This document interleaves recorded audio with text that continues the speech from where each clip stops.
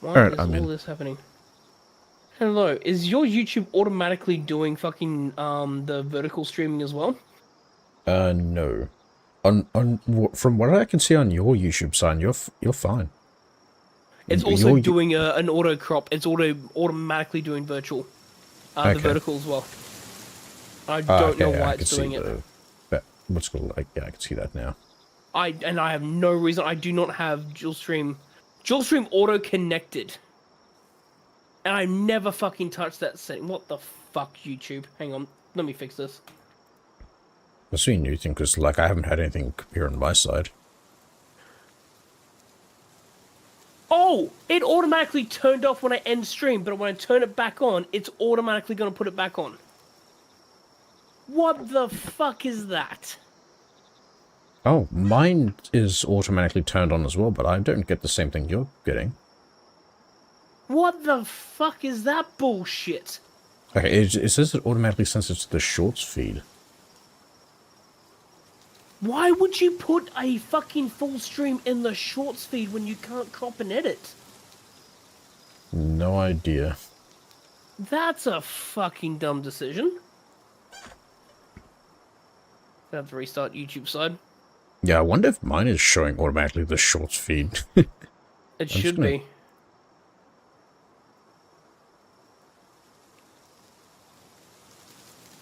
Why the fuck would you automatically turn that on without warning people?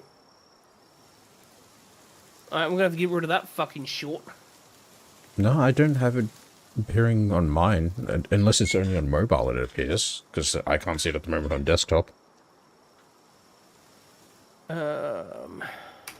Restarting YouTube on my side. But it does not appear...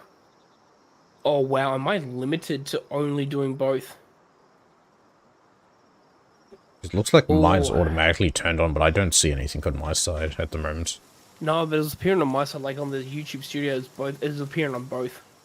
But now I can't stream solely to live stream.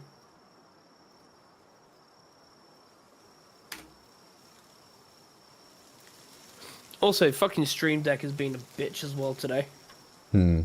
No idea why it's been a bitch. Why is everything... I just booted up the PC fucking an hour ago and it's doing this. What the fuck is happening? I think in terms of like the short stream, I think just like leave that one be, because I don't think that you could do much with that at the moment. Well, I'd rather not have something to shorts because you're not going to see anything. I reckon just like after the stream's finished with the shorts one, just delete it because yeah. Well, I should be able to stream without having to post it to Shorts Lives. There we go. Done. Just have to wait a couple of minutes for it to update. Because that is fucking stupid. I am not posting to Shorts Live on a full gameplay screen. I have to control what people can see, because otherwise, they see nothing. They literally see the center of the fucking screen.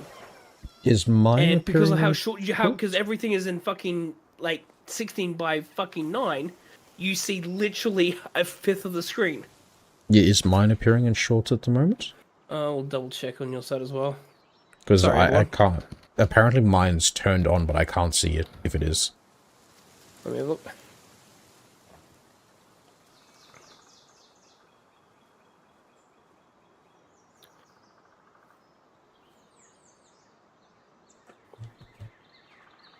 Might as well no, like so yeah, no? yes.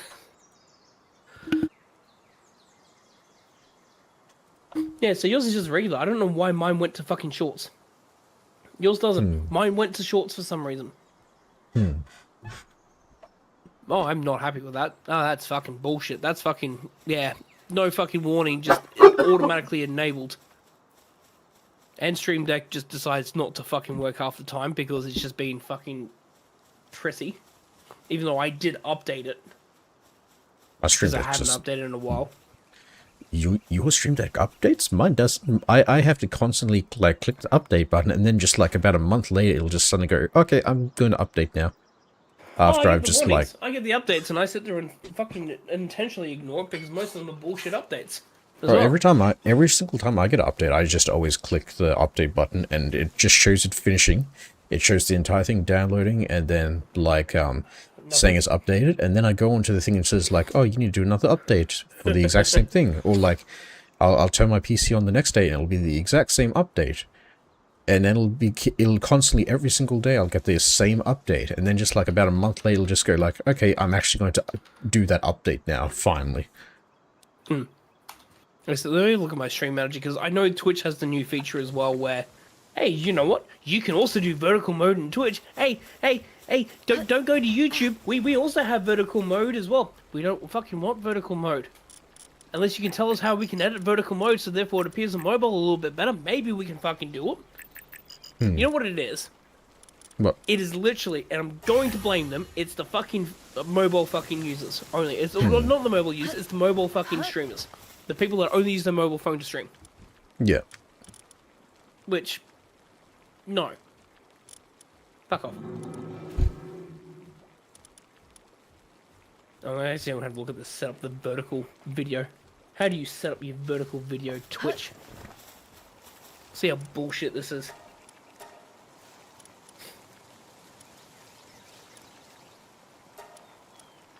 Oh no, apparently you can do it. Oh, it's not great.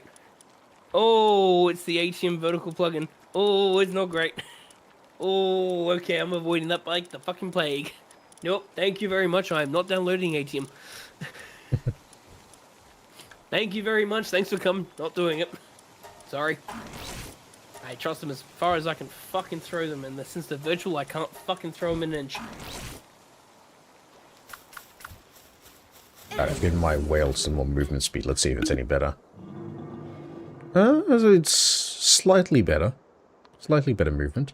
I think I need to level up a bit, because I'm only level 69. I'm pretty sure I'm fucking under-leveled for this. I wonder if you could pat the whale. Can you pat the whale? I just need to drop off this. Can I pat the whale? No, he's about to cause rampant destruction across Tokyo. You can. You can pat the whale. It's just... It doesn't work how you think it would. You just kind of like are patting the air as it's like hundreds of meters above you. Yeah. What am I going to do? I think what I need to do is I need to start uncovering more stuff and level up my pals that I'm going to be taking on the final adventure. That sounds like we're being attacked. What? No. Oh, I heard a dun dun dun dun dun. Interesting. There was a meteor. Ah.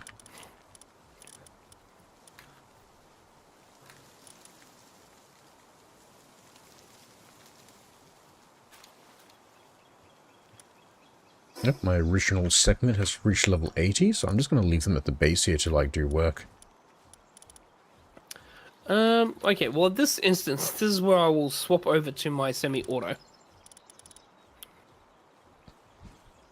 Oh, yeah, I'm not wasting charge bullets on you. What do we need wool for besides making cloth? No, nothing.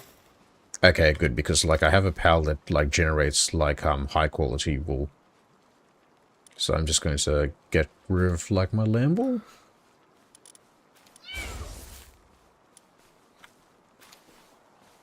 And just have segment doing miscellaneous tasks around here, then.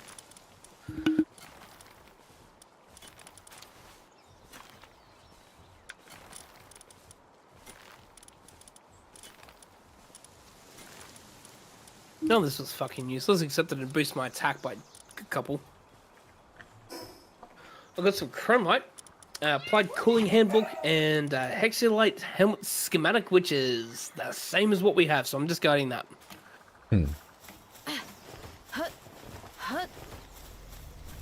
Oh yeah, I keep getting like Palworld shorts now. Like one thing I saw, like so the little bounty targets that appear around the map. Like if you kill them, you get one. Or like you get a small amount of like bounty tokens. If you capture them, you get more. And the thing is as well, is like if you also use the butcher knife on them, you also get like the same amount back of. So if you caught them, you get that same amount as well when you butcher them. Yeah. I also have, so like the the Palworld Splash Arena as well has like a thing where, while in party, the amount of items obtained from using meat cleavers increased by like a percentage as well. So just like the amount we could farm just by using this one Palworld as well, just by capturing them and then just slaughtering them. Oh god. I don't know if I accept this premise.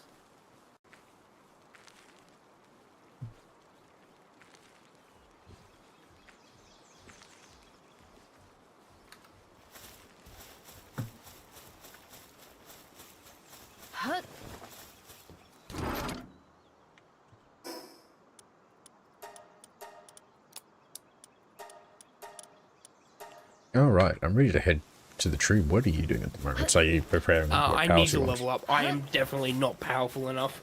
Okay. So I'm going to do some capturing. I'm going to do some exploration. Okay. I'm going to explore around here just to get, like, some of the fast travel points then. And maybe, like, get some of the ore that we could use to smelt for better gear and all that. Right. Because, yeah, a lot of the gear now requires that Paxlite ore. I need to get some better power spheres now. Especially if I'm going to, like, level up by catching stuff. Good thing as well, if you go to, the flying island and you, like, find, like, the rubble piles on the ground, sometimes you could get the ancient spheres, which are really, really good for capturing things. Yeah. Like, they have just, like, a really high default, capture rate.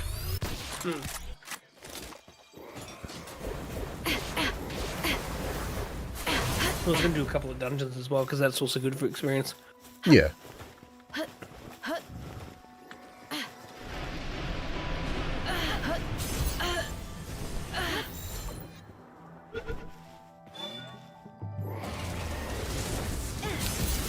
How would I do that?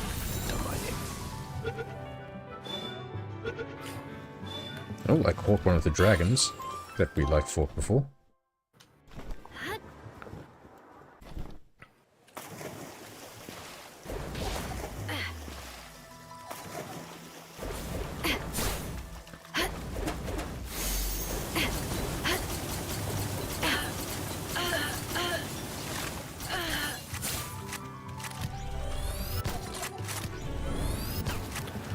Alright, I should not have gotten those.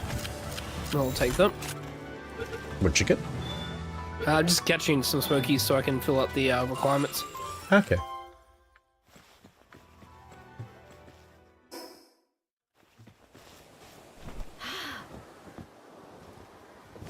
They are really good for, like, so...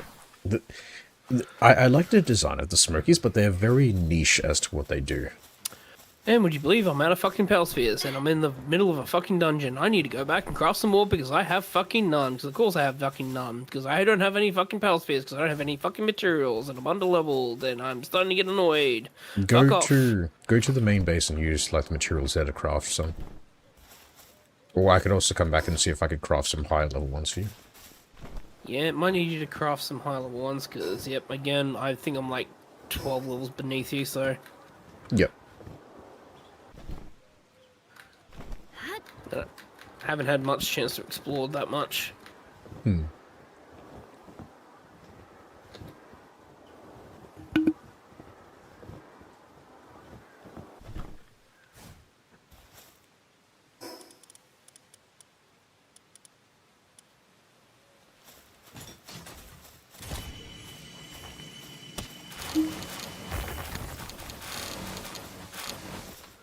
Fuck it, I'm just gonna...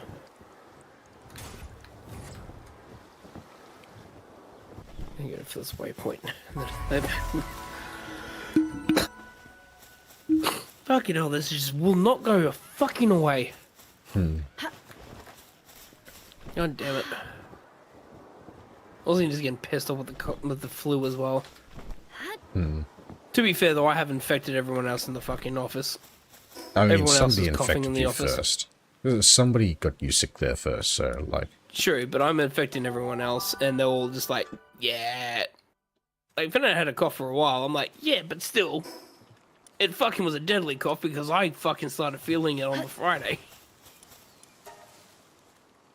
And I have a weaker immune system than everyone because I have low white blood cell count. Yay! Therefore, I get affected by things a lot more than everyone else does.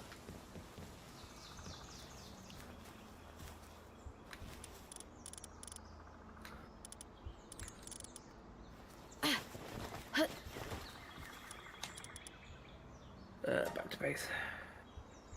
Alright. Yeah.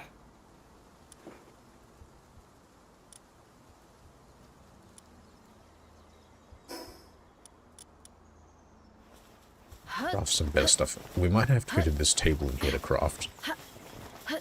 Because I don't think that conveyor belt can craft like the higher level ones at the moment. Yeah, I think you need to upgrade it. Because I only saw legendaries and I'm like, I can craft legendaries. I can't craft anything else there. Alright, yeah. Where are you I crafting? could craft in here. I can make soul spheres are the highest I can make at the moment. Yeah. So I can craft soul spheres as well. I was just wondering where the fuck we can create them. So 54 is the most I could do at the moment. Yeah, this one requires pals to make. You need someone that requires medicine production. Alright. Let me check. I don't like that they don't have the full fucking thing on them when you fucking highlight them. They should be able to highlight and show everything. I don't like I have to keep going into every one of them to double check what the fuck they have. I mean, my Splutterines already, like, crafting fairly fast. Like, they're just, yeah, but they're it's slow compared to the other one. That's why I'm like, I was trying to add another one in that does medicine. I know, but again, my I don't like that Splatterina in is your doing party, medicine. You hover over them in the party, it doesn't tell you what they can do. Like, Yes, how you stupid is that? You could click on them, though. And it'll But show you then the full breakdown. you can't cycle between them.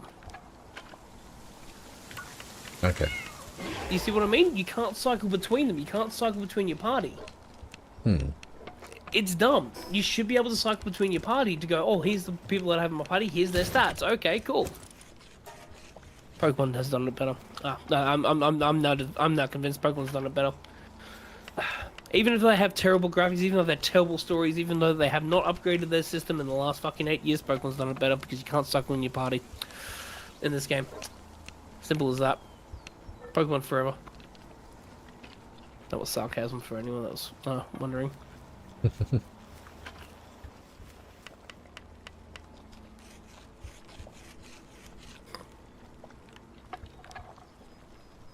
I do need to capture, like, a lot more Splatterina so I can level this one up so it'll go significantly faster, but, like, it's pretty fast at the moment. For, like, level 9.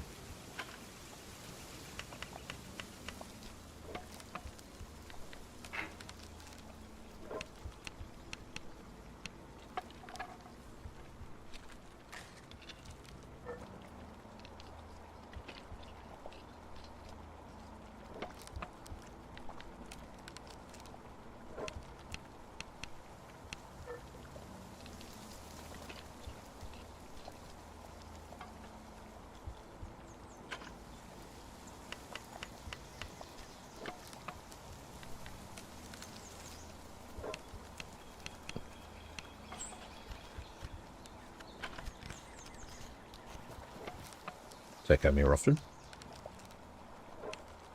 I might take a tissue box and bring it upstairs. My nose is just constantly running. Sorry. Hang on, give me a sec. Well, you better go catch it. Boo.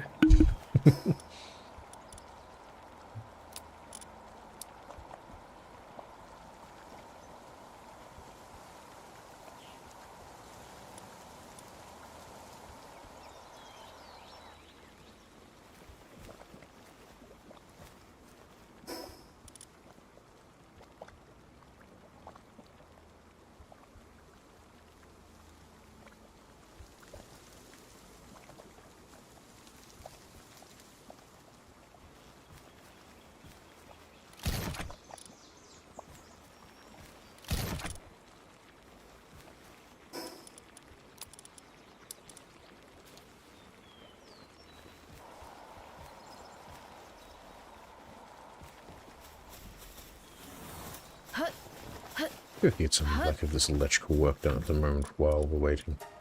Oh, nope, they're already coming back up.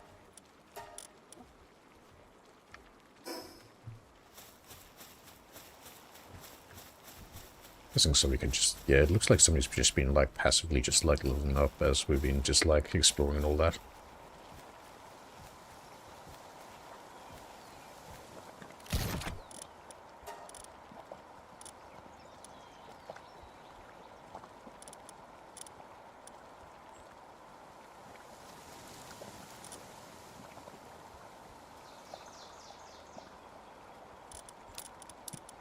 Alrighty. Oh, yeah, in the box in front of you, there's the items that are separate for everything else, the vital remedies, elixirs, and the ancient technical manuals. I can't use those because I've already maxed them out, so they're yours. Thank you. I also have the balls for you as well.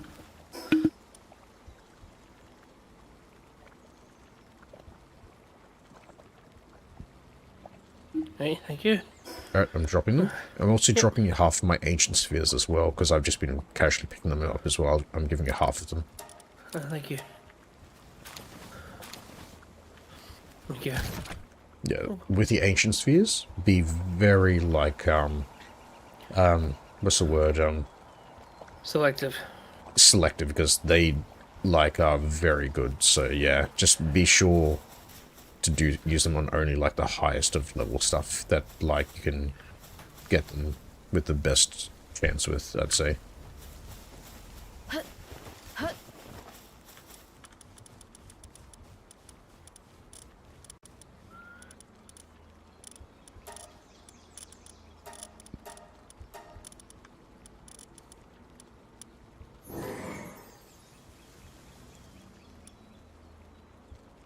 Also, I'm going to send an expedition out. Yep. I'm going to put half of my, yeah. Yep. Oh, dragon ones now. Okay.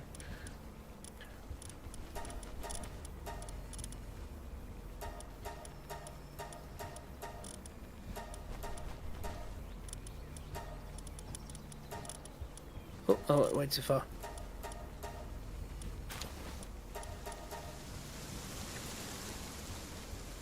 Yeah, there we go. It's the best I can do. Okay.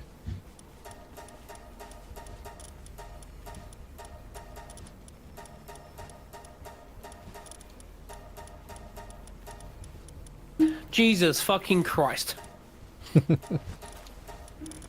Someone's been playing offline. I mean, it's more if you capture the same power over and over again and then infuse them together, they automatically boost their firepower just from having a higher rank. Okay, someone's been playing offline. I haven't had a chance to go online and catch the same. I've been doing that, but still, it's the best I can do. Yeah. Looking Christ, I'm going to get rid of that before that annihilates everybody in the base. It is coming to the front door. Yeah, get the fuck out of here. Yeah, getting rid of that before it causes trouble again. You built a base where an alpha pal spawns. I mean, I didn't know it at the time. You must have killed it in order for you to build the base. No, it wasn't here. It casually walks around this area. Like, I didn't know it at the time. There's a random chance it spawns in. Okay. Because I have every time I log in. Tomorrow I'll put up a short before working, where I'll show you what happened. Because, like, literally, like, I set up the base, I had all, like, the weak powers doing work and all that, and then I, like, turned my back for a second as I'm, like, sorting things, and then I just see, like, all these powers just in the corner of the screen just dying. I get out of the menu and I just see the Loop Moon Chris just, like, destroying everything from the base.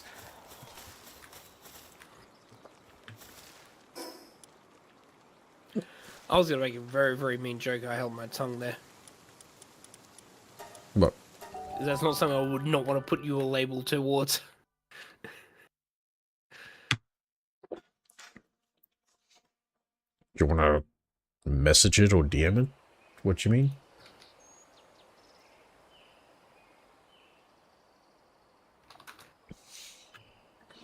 No, I'm just going to quickly go use the bathroom and then come back and see what you've written.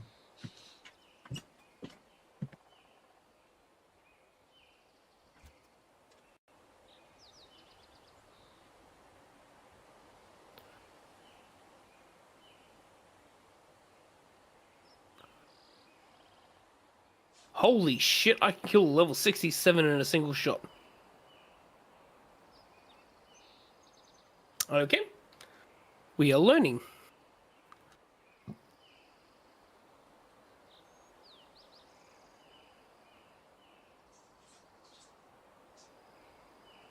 Fucking 67% and I still can't fucking catch. Yep, man, welcome to my fucking life.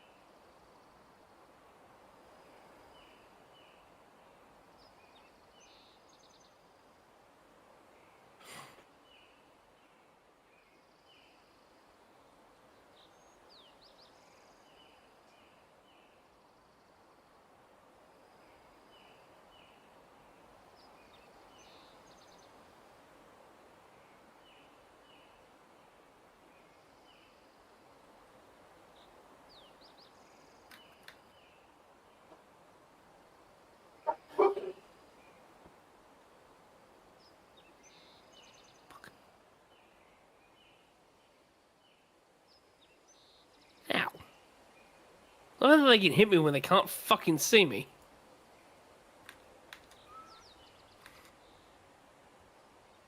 They can still hit me when they can't fucking see me is a bit bullshit. Fuck off. You can't see me. Why the fuck are you still hitting me? I'm back.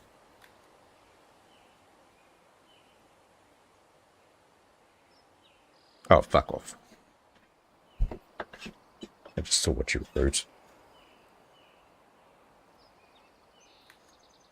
That's why I said no. Yeah. Yeah. No. No. Yeah. Nah. I mean, it's true, but no.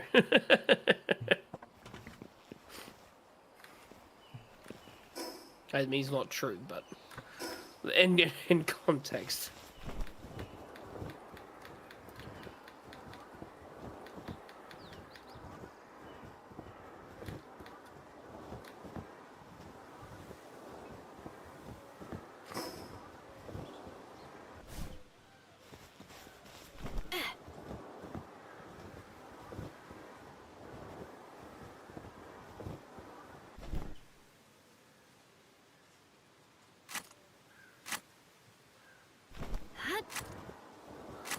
With certain dominance. Oh, In yeah, the balls. that area. There's so many of them around there. I remember when I got there for the first time, I just got attacked by absolutely everything. That's why I put Verdash in. With certain dominance, and they all ran. Cowards, they ran into the water. Into the water.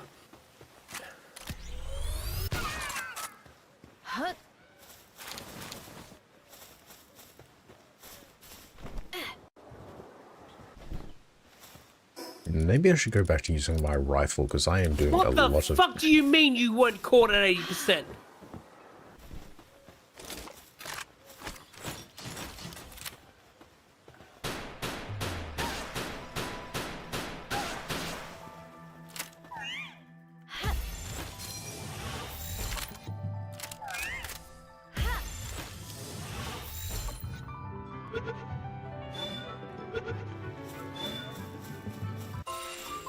Don't be giving me store brand fucking shockwave. Ooh, oh wow. I just got half my health taken out by just a random, like, floating orb. Of course, they killed all the fucking fish that was gonna fish up as well. God damn it. Bastards. Stupid slow-wats. There's so many of them! Why is there 18 of them?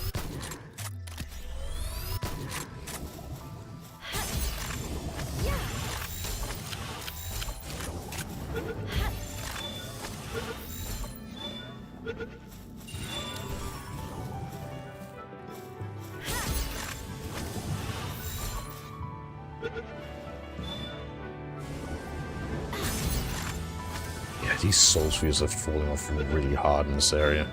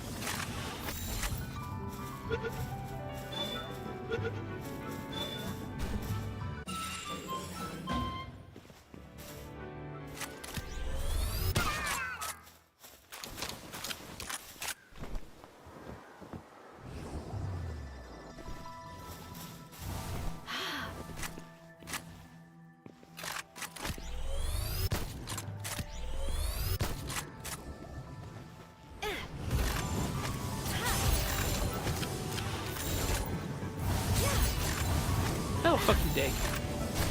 where did you come from?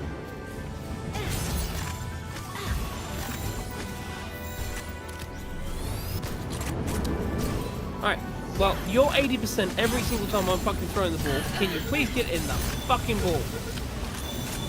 Thank you. Follow the pathway of the 20% I just fucking caught, please. Thank you.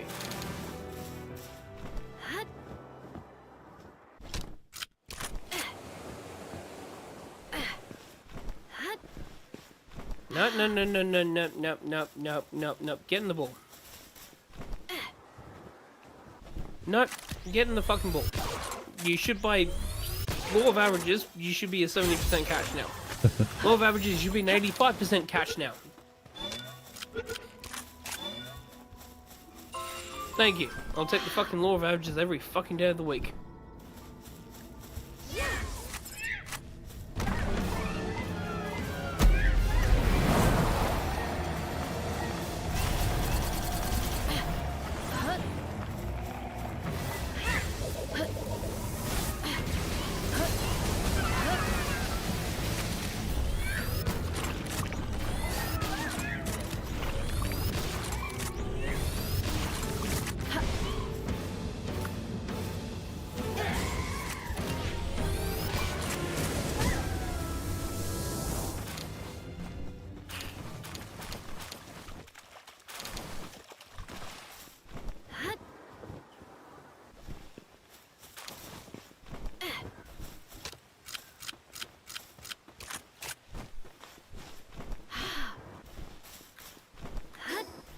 Yeah, this area has like very separated fast travel points. Like I'm just stuck in like a mushroom forest at the moment.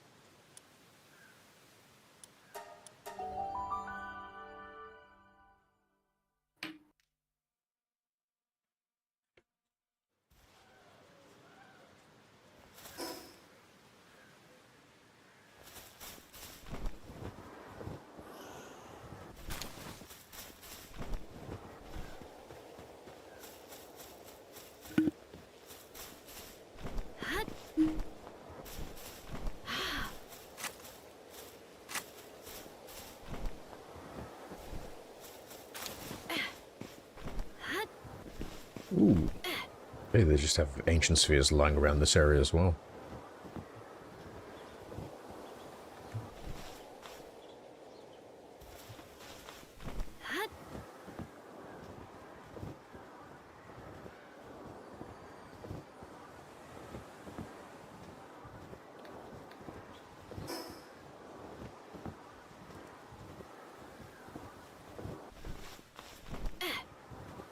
It's pretty cool to see that, like, most of the pals in this area are just, like, ones you'd, saw that, bosses using.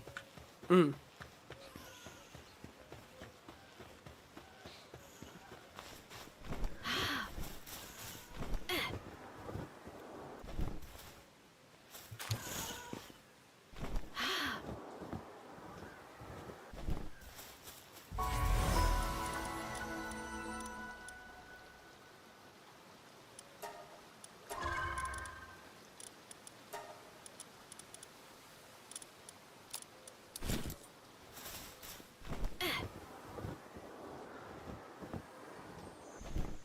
You son of a bitch, get back here, you stupid fucking big fucking penguin. Got him.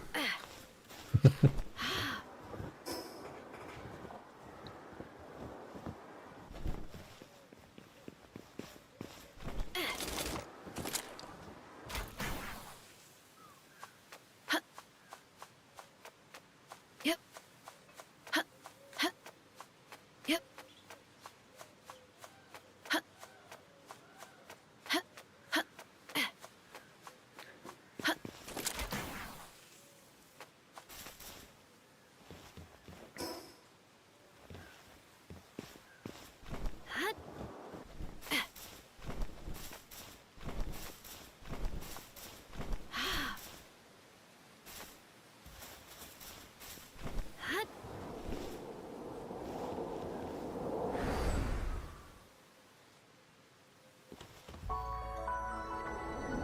Got another tower.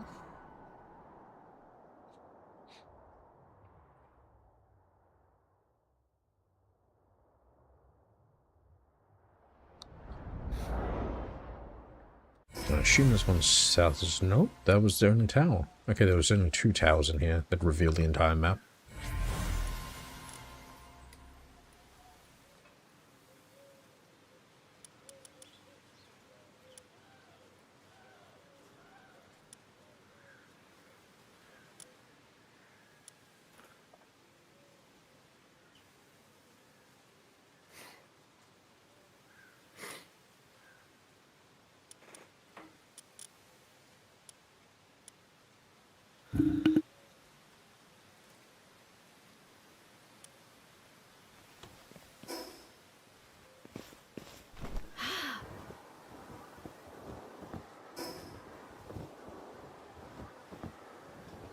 Oh, okay. Just barriers around here.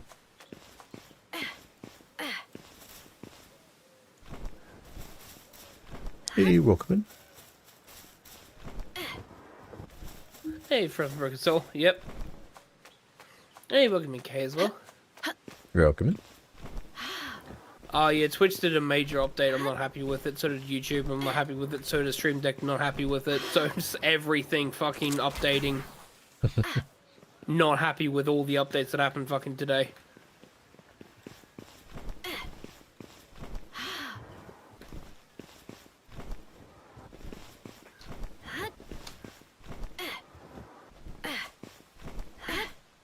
I think I ended up on Venus. Everything's yellow. Yeah.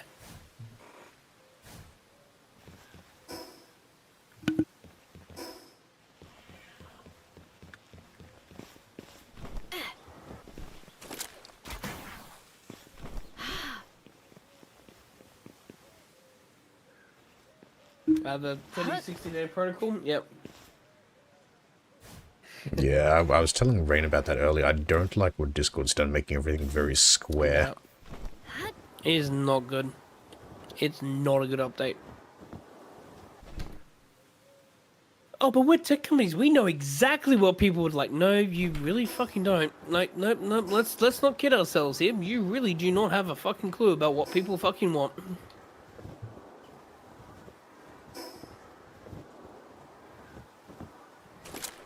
The amount that fucking the IT industry has been so disconnected from its user base, like I could have reported this back in like 5 years ago about how disconnected they are. Yep, I found a power you might like, Rain. Edrolong Ignis. It looks like a phoenix. Ooh, okay. Won't be able to do anything with that right now. No, I was just letting you know.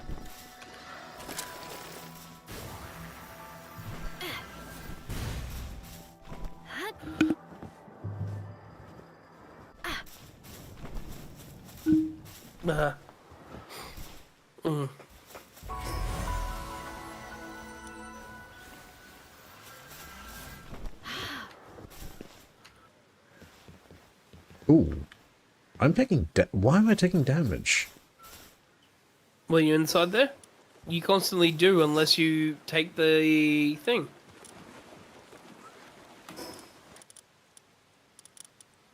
That was the whole point of us going in there, is that like, we can't sustain it. No, I'm just taking damage in this area. Well, again, what they said was is that you will constantly just take damage. Have you eaten? Have you taken any of the water? I did, but I was still taking damage. Like, this area... Maybe it's just that area that I was in before, because it looks like it's all, like, skeletons everywhere. Okay. It's corroded hollow, so I guess maybe it's poison, that area? Yeah.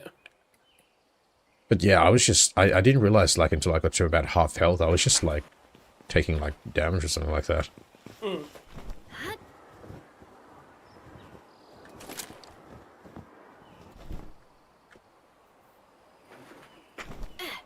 This seems like overkill, but I want to see what happens. Yeah, so the water that we're supposed to take, what that does is it prevents the trees and, like, the ore from disappearing when we get too close to it. That's what the water does.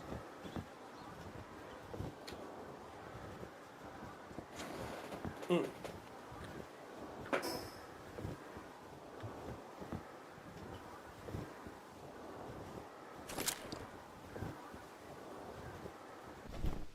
What are you down here? Venusa. Well, you're protecting some eggs as well. No, it's basically the incel white males still trying to hold on to any sort of source of power that they fucking can, and they become with nepotistic ability to become senior managers and or mummy and daddy's money, so therefore they can be investments, and therefore they become investors. And investors, we know, have pure intentions of consumers and the employees at heart when they invest in a company for $200 million. Absolutely, they have the employees and they have the consumers at heart when they invest, not for the fact that the stock market is going to increase by 5%, so they go from 200 million to 250 million, and they're going to go, oh, I'm done here, thank you so much.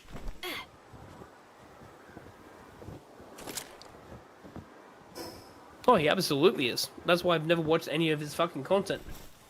I call him out for being a fucking nepo baby. I call him out for being, like, literally a rich kid. Just feeding on hyper-capitalism. Oh, but I worked hard on my YouTube videos. No, you fucking didn't.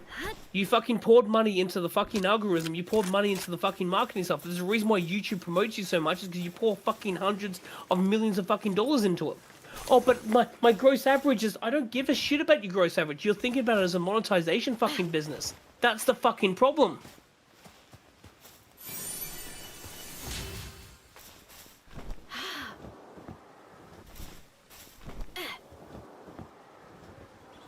Oh, what is going on in this area? Yeah, exactly. It makes it even worse, is that he's just succumbed to it because he sits and goes, yeah, I can use my money to buy it, and so therefore I'm just going to show that. But the thing that gets me the most pissed off is that he still sits there and goes, oh, I released videos that only went to 1,000 people. You can do it too. Yeah, before you fucking pumped $100,000 into marketing that gave you your first $1 million fucking video, you fucking liar. And there are receipts on it too.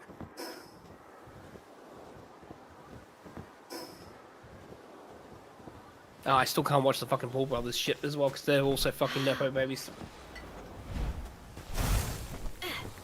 I looped them all together, because again, it doesn't matter if you sneakily did it or you fucking outrightly did it, it just proves that hyper-capitalism can't fucking work.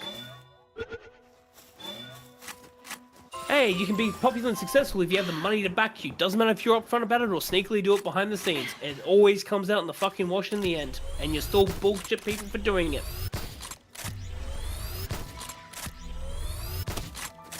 Yeah, they were honest. Yeah, still. But, yeah, fuck them.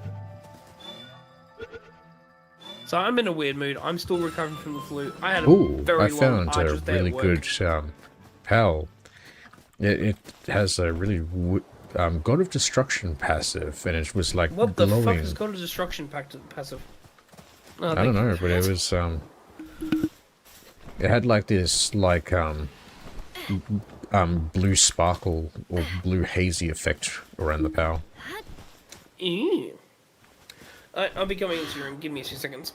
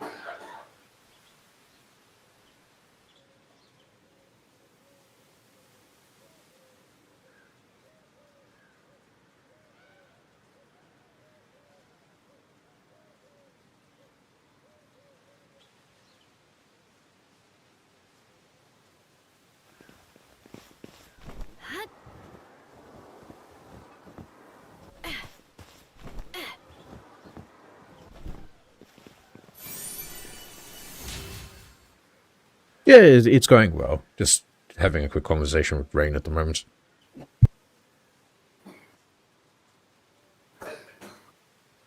Yeah,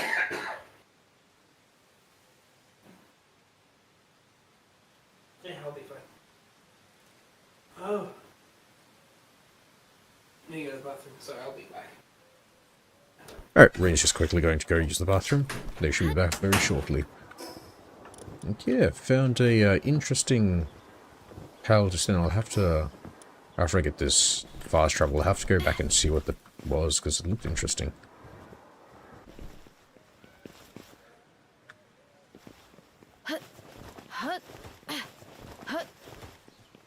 Don't go any further, just so, like, because Rain and I are supposed to explore this together, I'm just doing some casual exploring in the open area.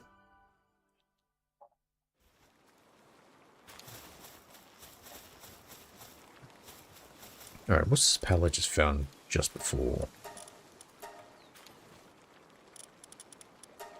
It'd be good if there was like a sort by recent.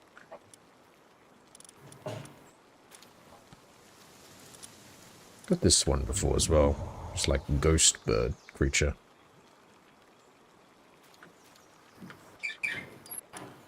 Let's get this one as well. Oh, good medicine stuff. Also this one as well. I don't know where I originally saw this before, but apparently it was in my Palpedia when I was like in the other area, but I never saw it before. Ow. You okay? Yeah, sorry. Back. I wish So there was we'll a way leave, to... Oh, so was that? No, go ahead. Go ahead. So as I say, I'm going to leave in like 15 minutes when they deliver. Okay. Just trying to find where... I can't remember which one it was. But like, I want to see what this passive was that I got before. I think it was a beacon? I wish there was like I would kind of wish the sorting options were better, like sort by... It'd be good if there was like a sort by recent option.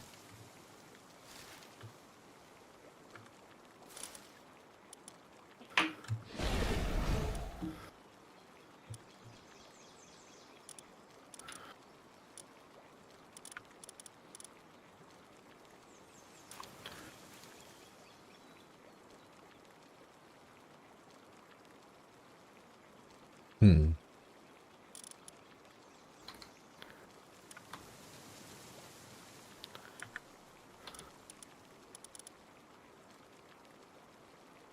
I never apologize. Sorry. I'm sure Shry said it before, but never apologize for missing streams. It's just whenever you get the ability to. We're never ever gonna ask or force people to join us. Just whenever you have the ability to.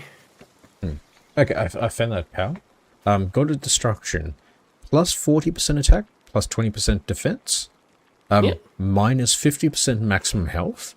But world tree resources will not vanish when approached. So it's very much a glass cannon sort of like ability. Glass cannon allows you to pick up all the special resources that surround in the world tree. Yeah, I assume if it's like you have it out with you flying around, not if yeah. Yeah. Some of them are passive, so it might be a passive. Not 100% confirmed, but it might be a passive. Because it doesn't say anything about like in your party or like active at the time, so yeah. Can only have one pal work at the crusher at the same fucking time. Okay. No. Yeah. No, fuck me. No.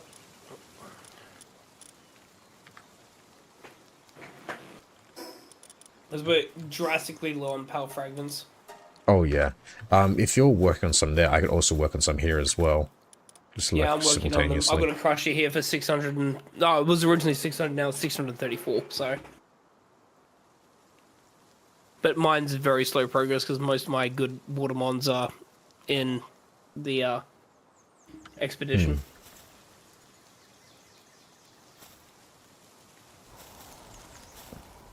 Alright, my giant whale's working on like the ice crusher at the moment.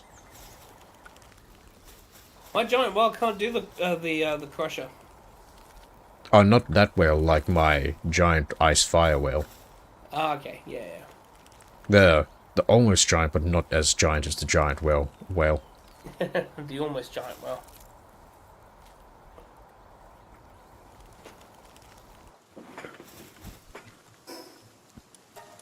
Alright, there should be 1,000 in there now.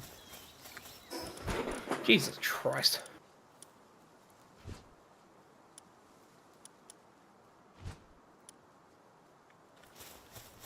Hut. Hut. Hut.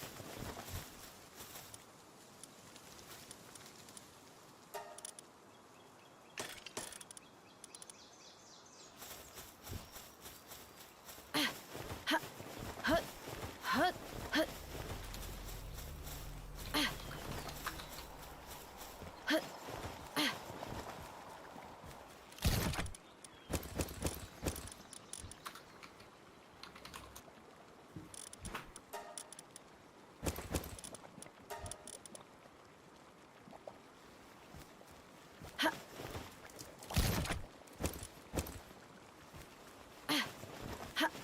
Hut. Hut.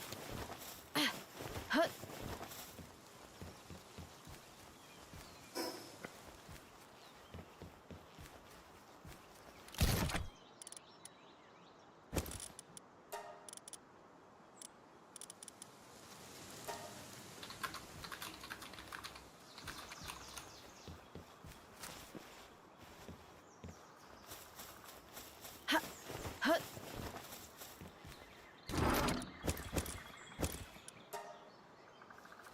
Alright, back to the tree we go. Hut.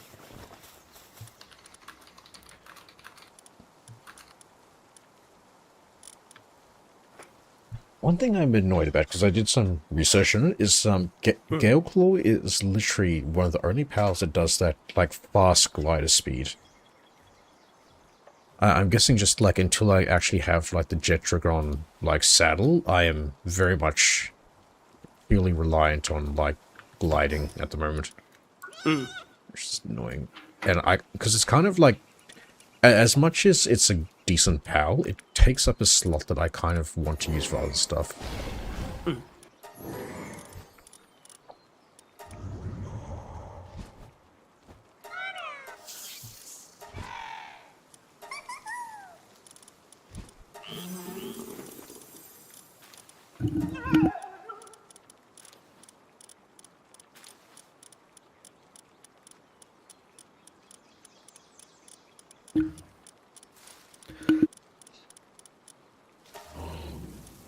So if you hear the popping and unpopping, my mic going on and off, it's just easier for me to restart than my Steam Deck. Yep. Because yeah, I go to blow my nose and then all of a sudden I need to sneeze and it's like, yeah. Oh yeah, I found like the ice unicorns now. Forever Broken Soul, you taking the Catboy tail away from me. No enough. Catboy tail's gone. Ow. It's always uncomfortable whenever it gets removed.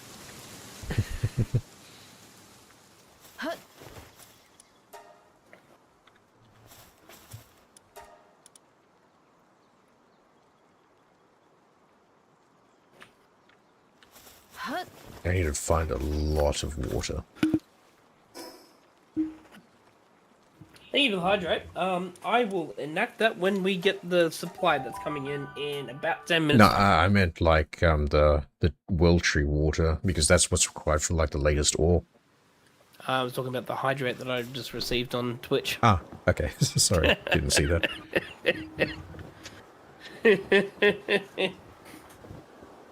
I know this Catboy has an ability to add and remove a tail quite easily. Well, I wouldn't say quite easily. It takes a bit of practice, but you get used to it. Which one? Speaking of that tail, you still haven't worn the one I got you. I need to prepare for it. I saw the end of it. I'm like, oh, yeah, it's bigger than what I'm used to. And I have a tendency to... I don't clench, I push. I need to learn how to clench. Put it that way.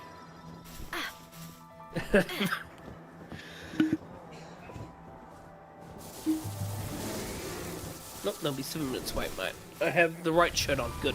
I have my Catboy shirt on, not the other shirt. I will swap into the other shirt, because the other shirt's much more comfy when I'm doing this kind of game. Yeah. Honestly, God, the oversized shirt. Thank you so much for getting me that, because it's such a great shirt. It is so comfy.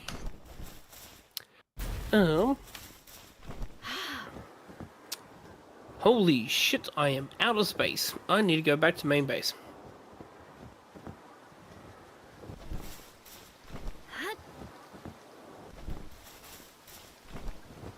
A shirt that's at least 2 to 3 sizes bigger than you is peak supremacy.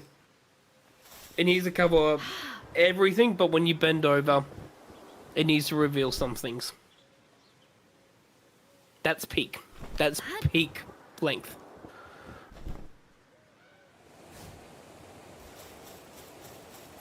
Oh yeah, exactly. That's the same reason why I like my XXL shirts. And I don't want to get rid of them is because when I get down to my medium, or my medium small size that I used to be, they will be perfect.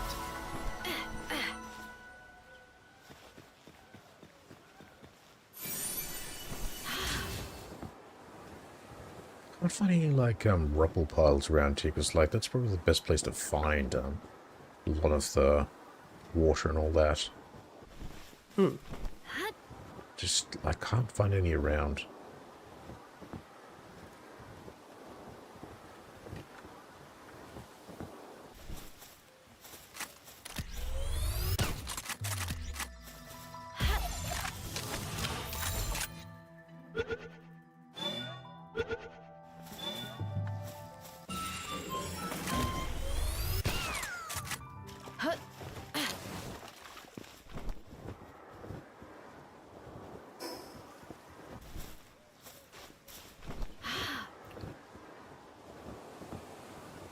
What's this giant birdcage looking thing here for?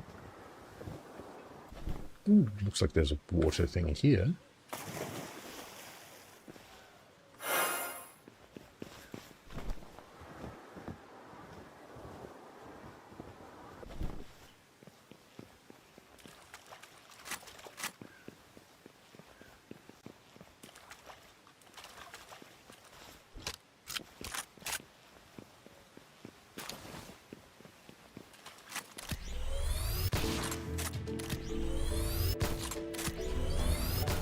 Okay. Be very, very careful. but okay.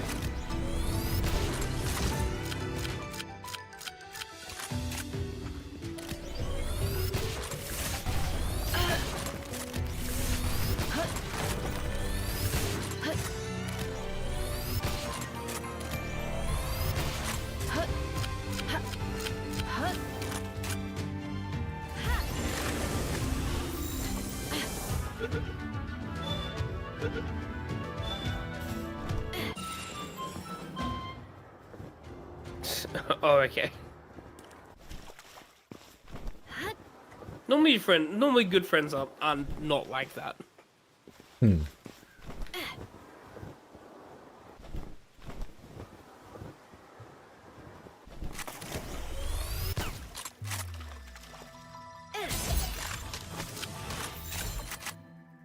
Alright, RBRB. They're Yep. 2 minutes away. Okay. Do you need help? Nah, it's just... sorry.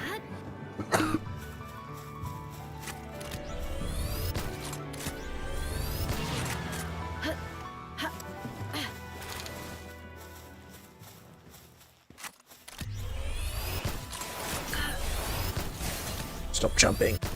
Stop moving.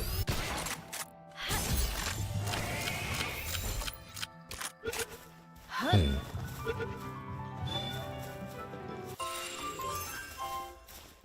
Okay, expedition finished.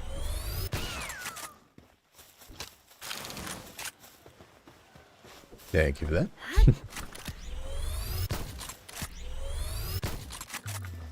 Wow, this charge rifle either does like one shot or like less than half.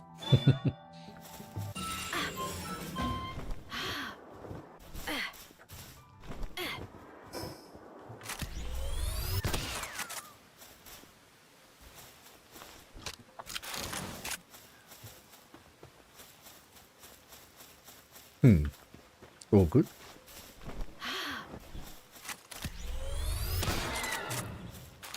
Wow, this either does... Yeah, this does either so much or just nothing at all.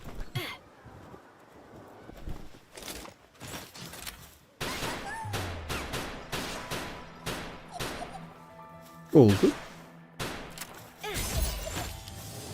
I really need to get back and do some 14. Yeah.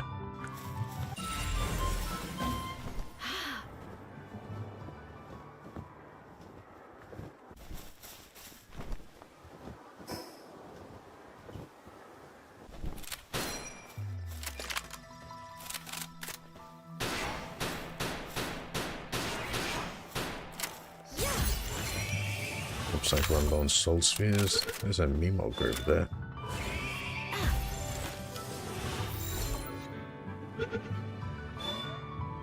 Get in. I said get in.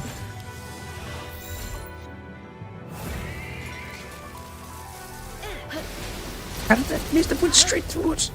Okay, that's a sphere wasted. Good. There we go.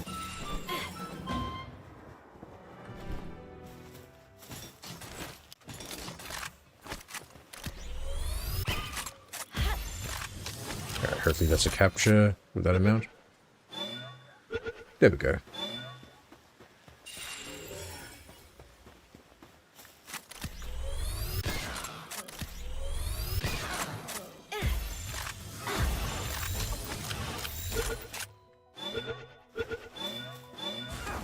Oh, how did you...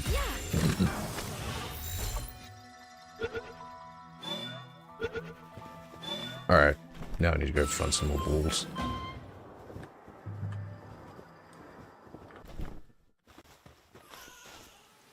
I need to go to one of those areas where just, what's called,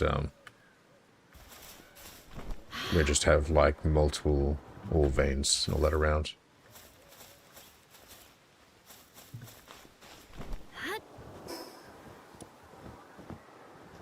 I'm trying to get to that cave there.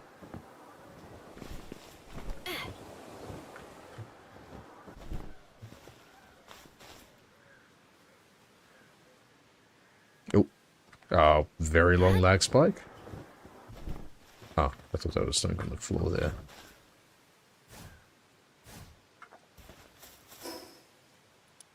Alright, let's go to here and see if we can get to the place there.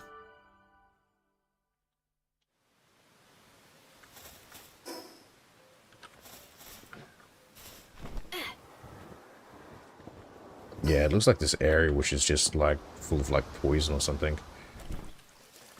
Oh, it's getting faster.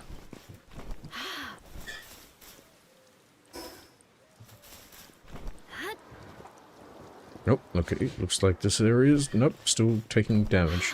What is that thing?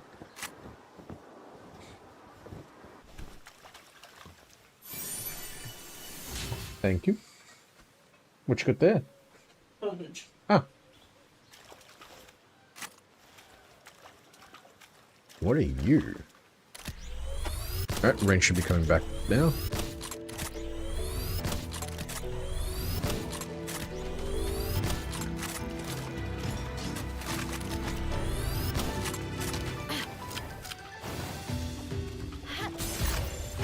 Alright, let's see if I have enough balls to deal with this thing.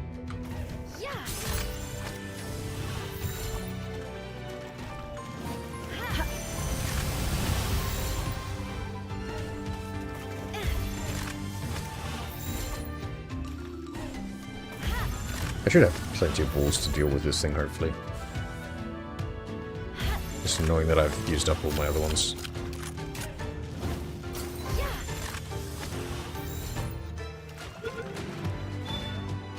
There we go.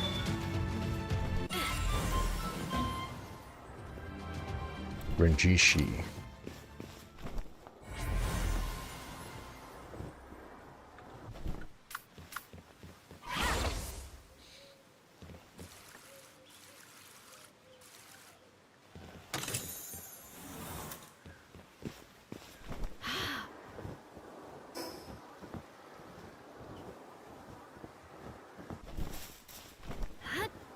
Yeah, this area is just full of poison, looks like.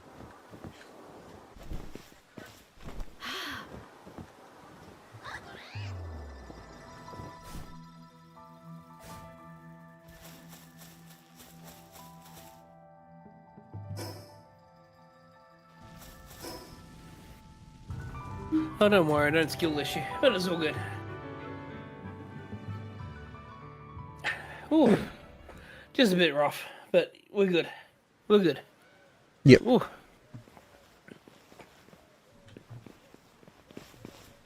What have you gotten up to?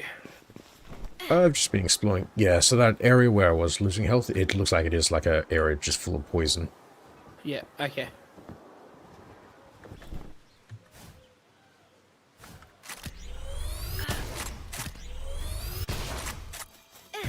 And the reason why I asked for the power fragments is so I can get some more exotic spears, because I'm going to be hunting at lower levels. And I really don't want to be wasting some of the higher level stuff. Yeah.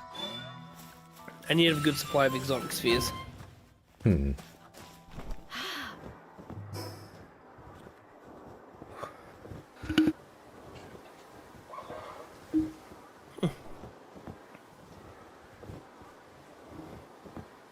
Oh, do you have to put a reminder up? I do not have it as an automated one, but it did remind me of making an automated one. 22nd of August at 12 noon Australian Eastern Standard Time. We have my affiliate anniversary. It is a 24-hour charity marathon, as always, for my affiliate anniversary. We're doing an Oops All speedrun charity marathon. So yeah, it's gonna be interesting. That's my plug. Now I need to catch my breath. Try to take over. I thought you couldn't fit your plug at the moment. Boo.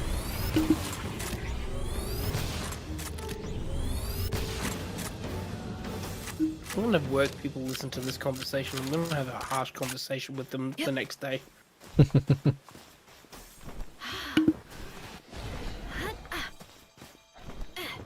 Actually, I don't mind having that conversation. Fuck it. Actually, I will be honest. I do not mind having that conversation. Like, yeah, so about that. It's like, yeah, do you have a problem with that? If so, please let me know. Because if If you do, well, there's some interesting further conversations we all can have as a company. I doubt people at your new work would be like that, considering how you've talked about them. No, they're really, really good. There is a little bit of the... Again, it's an older group. They're, like, the average age, I think, of people that work there are, like, literally in their 50s. The average age. There were people that are in their 60s and 70s still working. But the conversation is not malicious. It's not a malicious sort of type thing. They don't sit there and go, oh, these... They're not overtly, or even, like, subtly they're not. It is just the whole... They do it for a comedic sort of event, which a lot of people say is just as dangerous, but it's not done with malice, if that makes sense. Yeah. You can tell when someone mean. Says it with malice. They're doing it because they're like, they want to be like, gestury. Yeah. Well, potassium, I do have bananas, and I'm really good at taking bananas. Wait, what? I don't like bananas, I'll be honest. I think I've said before, I just don't like them. I like the flavor of bananas. Like, I like banana bread, I like banana cake. Sometimes You're banana you're not smoothie. supposed to take bananas. But I just don't like the texture. I just hate the texture of banana. The textures of bananas need to be somewhat correct, I will admit. It cannot be too mushy when you bite into it. No, just in general, just like, I don't like the texture of it, or something like Fair that. enough. I like it in, like, the cake, or, like, the cake, But it's or, like, consistent the with everything smoothie else, form. yeah. But yeah, just, In the silken smooth form, fair enough. yeah. Yeah.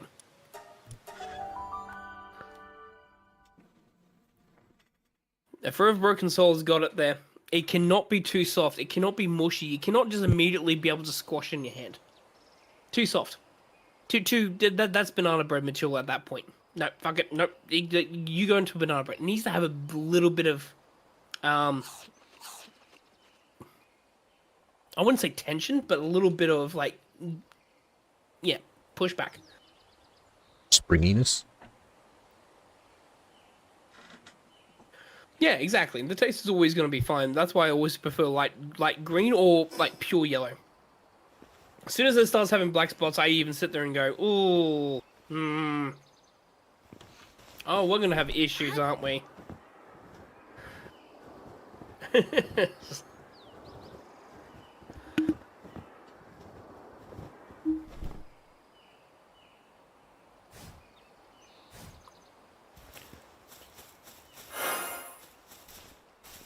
But I did get taunted a lot for eating bananas when I was younger.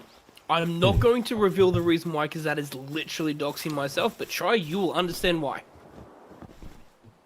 You like banana. Well, you also know my legal name, so...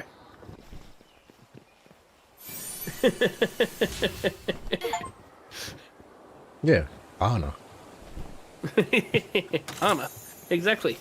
First name Bar, last name Anna. God damn it, dox myself. Shit. Oh yeah, I found 2 more effigies you should probably pick up around here, and I think I know where like the last one is. It's what's called the one that like gives you better, where it allows you to capture better passive pals as well, as well as just like prevents them from getting negative traits a bit. Okay. Do you see where I am on the map at the moment? In the world tree, do you see where I am there? Yep, I can probably try and find you. Hang on, there we go. Yeah, put a marker down where I am, and then I'll go to the other area and like tell you to put a marker down there as well. Plantains are definitely better.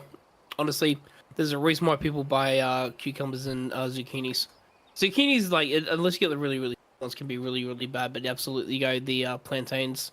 Let me know when you put the marker cucumbers down so I can move from here. Oh, okay. I didn't realize you were coming here yourself. I thought you were going to put a marker down for later. You said to go there, so I'm going to go there. Done. Okay. I was going to say, like, because you usually want to do your own thing, I was just going to go, yeah, just put a marker down. Oh, good. I'll take you to both of them. And I think I know where, like, the 4th one is. It's in the Sky Island.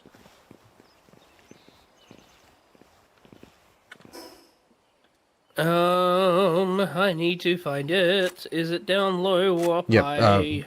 below. Like, directly below. On this, under this building. Alrighty. Do you see me now? I'm jumping near the building.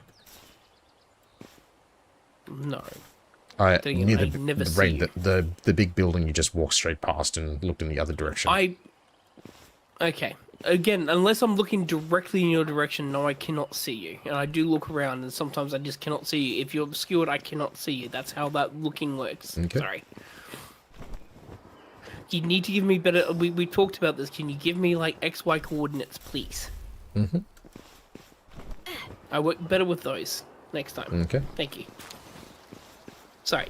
Don't mean to be harsh. We have talked about this.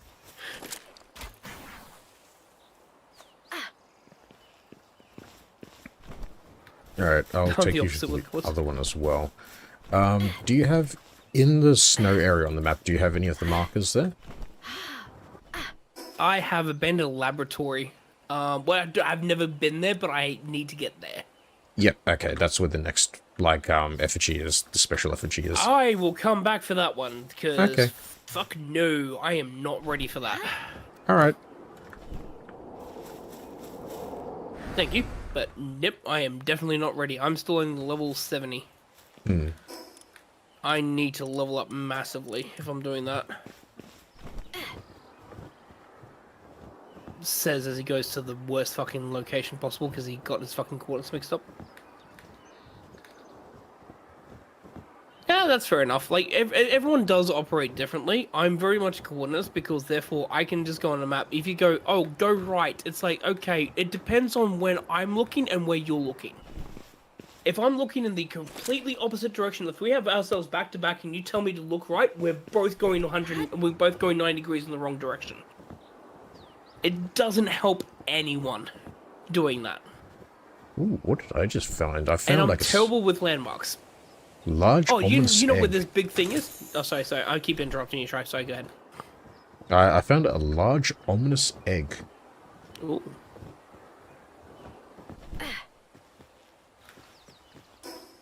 Oh, you want to see what's coming out of that. A giant chicken. It's That's ominous. 2 level 78, so it's going to try and fucking help me down. Get out of there! Yep. Yep. This is why I'm 2 underleveled. That's another level 77 that's trying to hunt me. Fuck, get the fuck out of here. I am so fucking underleveled here. Fuck. Oh, of course, there's a fucking hill. Let me know if you need any help. I could come back. That should be all good. Yeah, I need to get level 80. I am so fucking underleveled.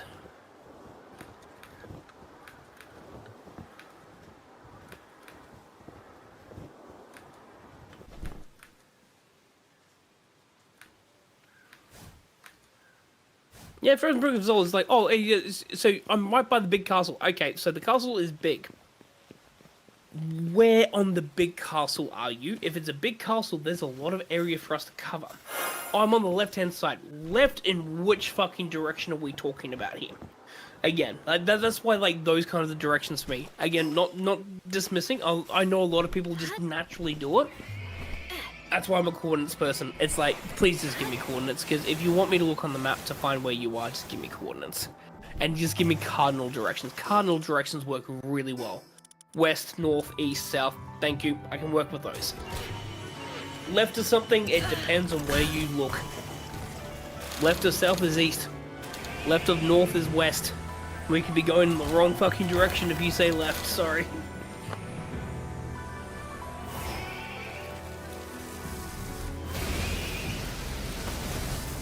I'm getting attacked by the unicorns. They're shooting lasers at me.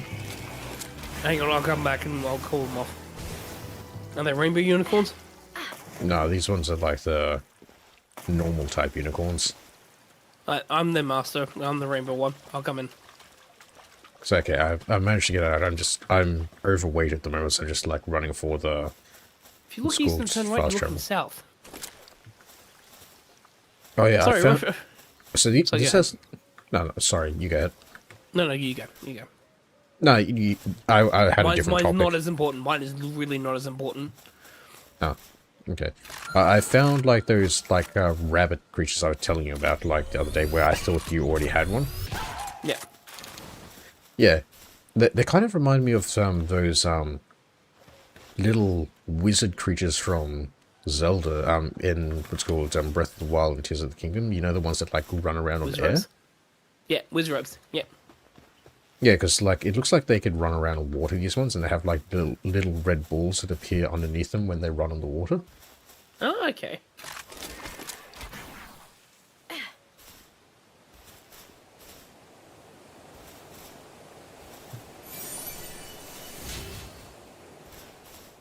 Anyway, going back to what I was talking about, a Forever Broken Soul, if you look east and turn right, you head south, not north. You turn left from east to go north. But anyways, going back to my opinion on SummerSlam. 6 out of 10 show. You're good. Ooh, I 6 out of found 10 show. a special... I found a Lazama that has, like, the little glow around it. I need to capture this. Wait, look at me, look at me.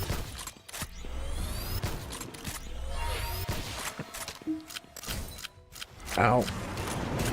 So, let me run through... Actually, I'll bring up SummerSlam. Yeah, I'm in a somewhat safe state. Hang on. Safe state. Fucking hell. Fuck my head at the moment. Yeah. Shry found a shiny. Shit. I don't know if I can capture this. I can't capture it.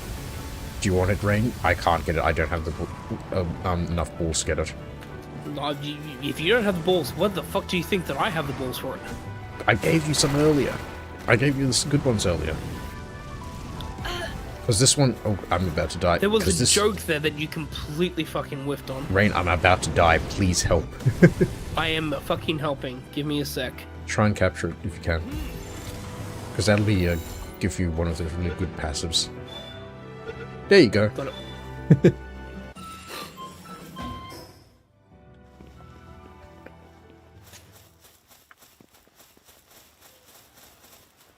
Yep, that whale stuck. I was making in the a rock. joke and you... Sorry, I was literally about to die. So I was... Yeah, sorry. I would have revived you.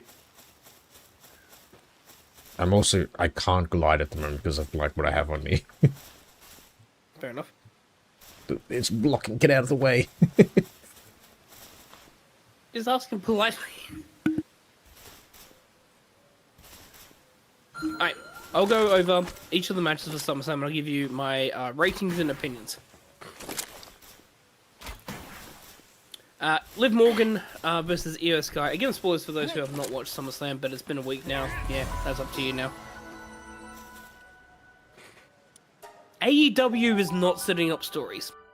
Sorry, they are not. Sorry.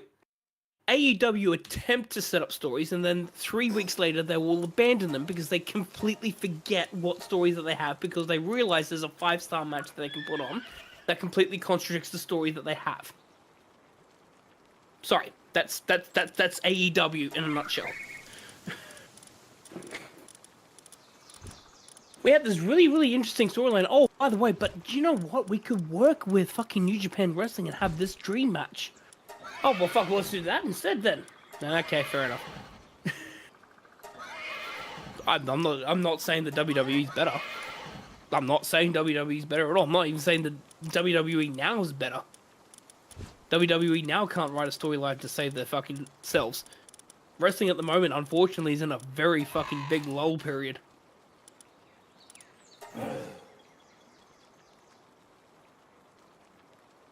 Yeah, exactly.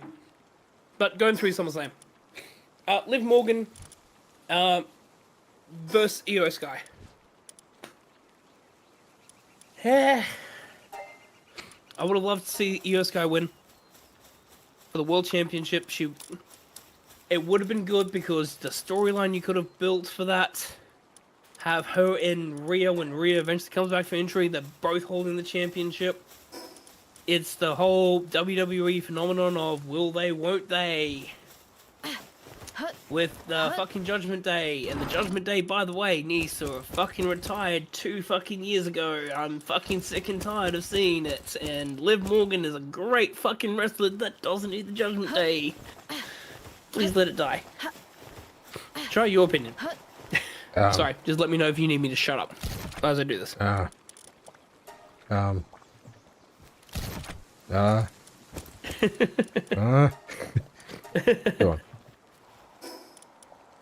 Liv and Neo has always worked well, but didn't need the Judgment Day because basically the Judgment Day interference was they took basically the one shot, which was the replication of what happened in WrestleMania, and then Liv Morgan wins anyways. Lol. Thank you. It's WrestleMania fucking 2.0 with no fucking interesting things that happened. If there was a surprise return, maybe we could have done something with this. Otherwise, yeah, nah, throwaway match. Unfortunately. Unless Io Sky won, then it may have gone a little bit higher, but yeah. LA Knight, Solo Sikoa, Royce Keys versus the Bloodline. As much as I love LA Knight, as much as I love Solo Sikoa, Royce Keys. 6 out of 10. Rey Mysterio choice Judgment Day confirmed. I love seeing Solo Sikoa break out. I think it's interesting. I think he is the most happiest he's ever been. He should have been like, and this is the question that we always have to have, is that if Solo was able to actually do the things he wanted to do and be that charismatic, not goofy comedian, but like serious comedian, almost like, not saying that he's like Rock 2.0, but like have that aura.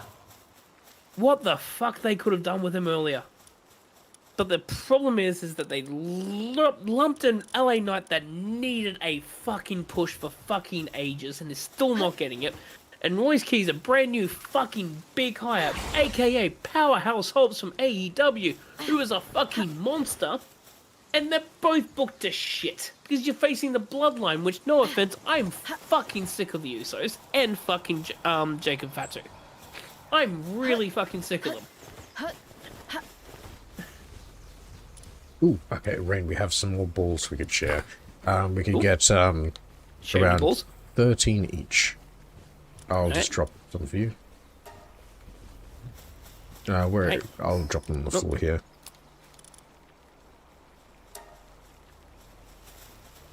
When will Javon Evans is getting the storylines like LA Knight actually winning a world title. Never will fucking happen in our lifetime.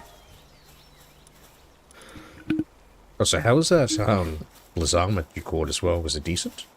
Oh, yeah, actually, I'll give it to you. No, you can It's keep yours. it if you want. No, no, it's no, yours, no, actually. no. You caught it, you fuck keep off, it. fuck off, fuck off.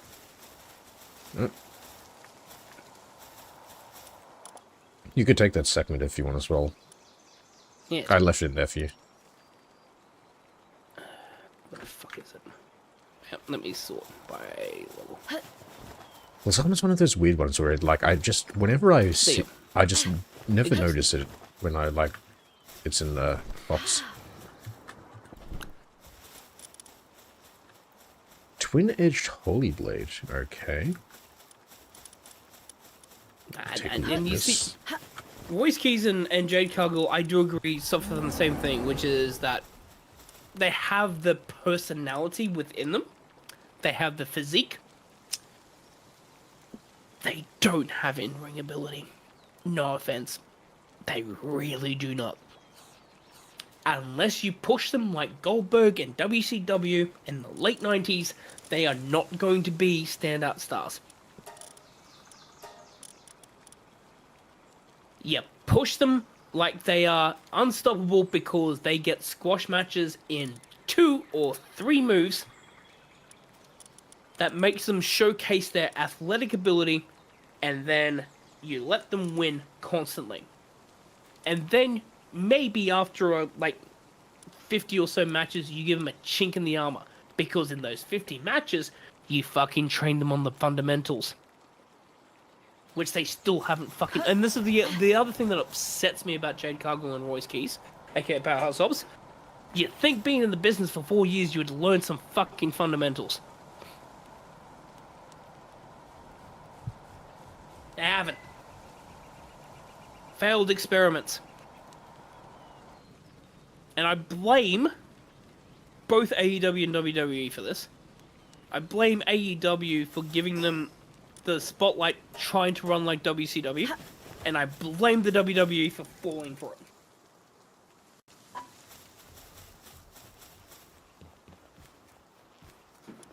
Wardlow got it. Dominic Mysterio got it. Like, Dominic Mysterio, like, this is the big thing. Like, there is no excuse for someone being in the business for more than a year and not learning the basics if you look at Dominic Mysterio in his first year. Most improved fucking wrestlers from the pandemic up until 2021. And then most improved from 2021 to 2022 because he just fucking... He is somewhat athletically gifted. Do not get me wrong. But he dedicated himself to it.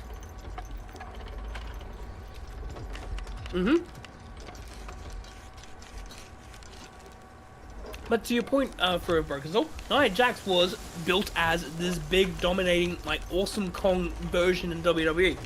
Which is, she is massive, she is Samoan, she is going to be tough to pin.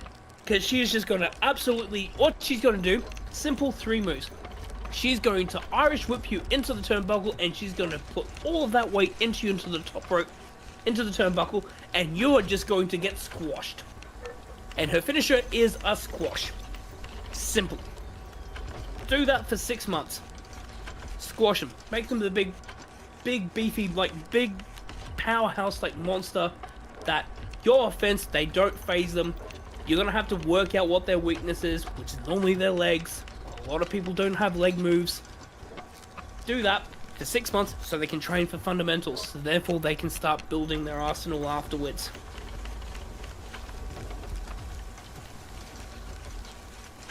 Yeah. I saw another one of those, like the 3 animation of, like, wrestling memes about, like, so you're in the middle of the ring in Hell in a Cell, and the Big Show has decided to go on top. Now, what do? Do you move out of the way? No, you stand there in the middle and wait for the Big Show to land on you. I assume that's a reference to, like, something that happened. Yeah. No, most of the bad people, bad booking, but sometimes that is exactly what happens. But, in saying that, yeah, it's fine. And no offense, 2 good wrestlers could also do the exact same spot. Jeff Hardy, Randy Orton, Hell in a Cell. Jeff Hardy climbs the inside of the Hell in a Cell, swings to the top of it, as Randy Orton is sitting on the table. Randy Orton has been on the table for 20 seconds whilst Jeff is getting into position. Randy looks up and goes, you know what? I'm just going to roll out of the fucking way. What does Jeff Hardy do? Well, I'm fucking here anyways. I might as well let go of the top of the cage and just crash into the table. It's like, what the fuck was that spot? Did we not think about this before we fucking enacted it, that it's going to take you 30 seconds to get into position? If you're expecting someone to be knocked out on a table, they're going to be pinned. That's how this works.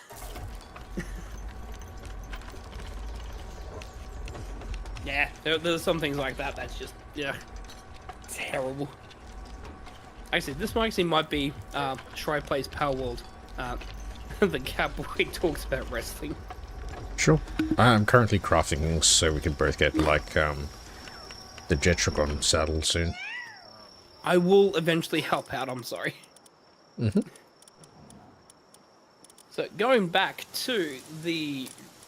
So, after the 6-man tag team, we have Gunther versus Nick Aldis.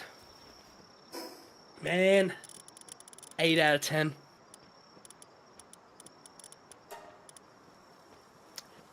I was trying to find things to fault, and I'm sitting there going, Nick Aldis is Magnus in this match. He's absolutely Magnus. I appreciate that they did not give Nick Aldis his own theme song, that they went a licensed song. And it was Morning Glory by Oasis, which is a beautiful song, because That whole song, if you don't know what Morning Glory by Oasis is waking up from a hangover and realizing you have shit to do. And that in itself, for Nick Aldis, he was in, not necessarily no man's land, it was just he was a GM for a few years, and all of a sudden he's waking up and having to wrestle. It's a beautiful song for him. I love it. Probably spent about $1 million licensing that song for his entrance, but it's a brilliant entrance. And the ring gear, beautiful, can't match it. Am I upset that Gunther beat Nick Aldis? Yes, only because it meant nothing in the end. That's the only problem.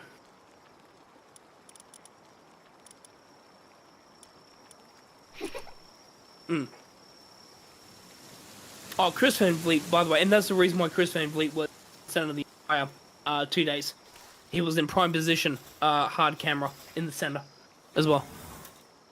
But Nick Aldis did not lose it. You talk about ring rust, there was a few rusty moments, but goddamn, he did not look like he had ring rust. He may have like lost a step, but that's a thing. You can accept losing a step.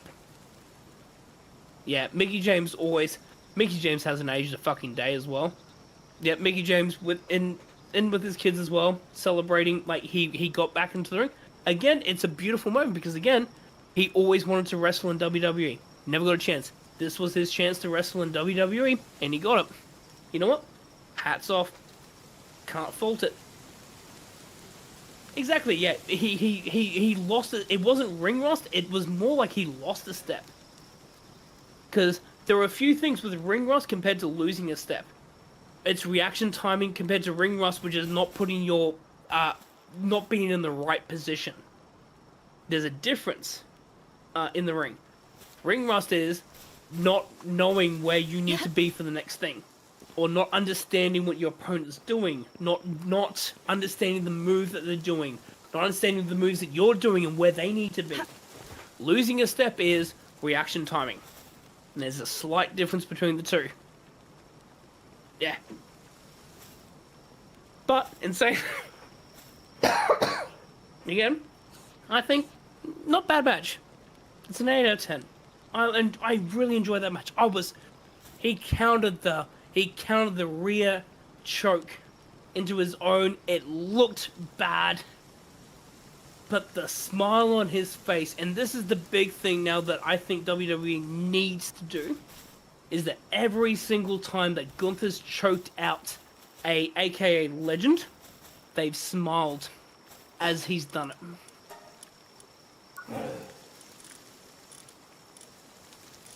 Because you notice that as soon as he reversed it in, it wasn't a great hold, he didn't get it fully, but he smiled and he had the biggest smile on his face, and then all of a sudden Gunther did it and he still had the smile as Gunther eventually choked him out.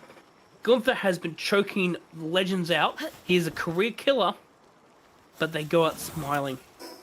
And that's something you can actually string together. Because you could do it one of two ways in my mind. One, because he's a great heel. I don't see him as a babyface. As a heel, is he can literally sit there and go, I'm just doing what's necessary, and I'm just being the old yellering. I will old yeller all of your legends. Because you know what? I am putting them out of their misery because they have left with smiles on their faces as I've ended them. Every single time. Butt in for a second there. Yeah, it's okay, Hen. Can they really be like a heel if... So again, like, I'm not somebody who's like a wrestling person. I'm only going off... I learned from Rain how wrestling works and all that, but like, the way you're describing them and all that, like, can they really be described as a heel? They feel more like a, like their own category. Like you were talking about, like, the... Tweener? Yeah, sort of things like that, like how you were describing Danhausen. It's like they're not a heel, they're not a, like, babyface. They're like, their own separate entity. Like, can't they really fit their own, like, sort of, like, niche of being like something like a, I'm just going to throw it out here, like, if the entire thing is not, I wouldn't say anti-hero, but like,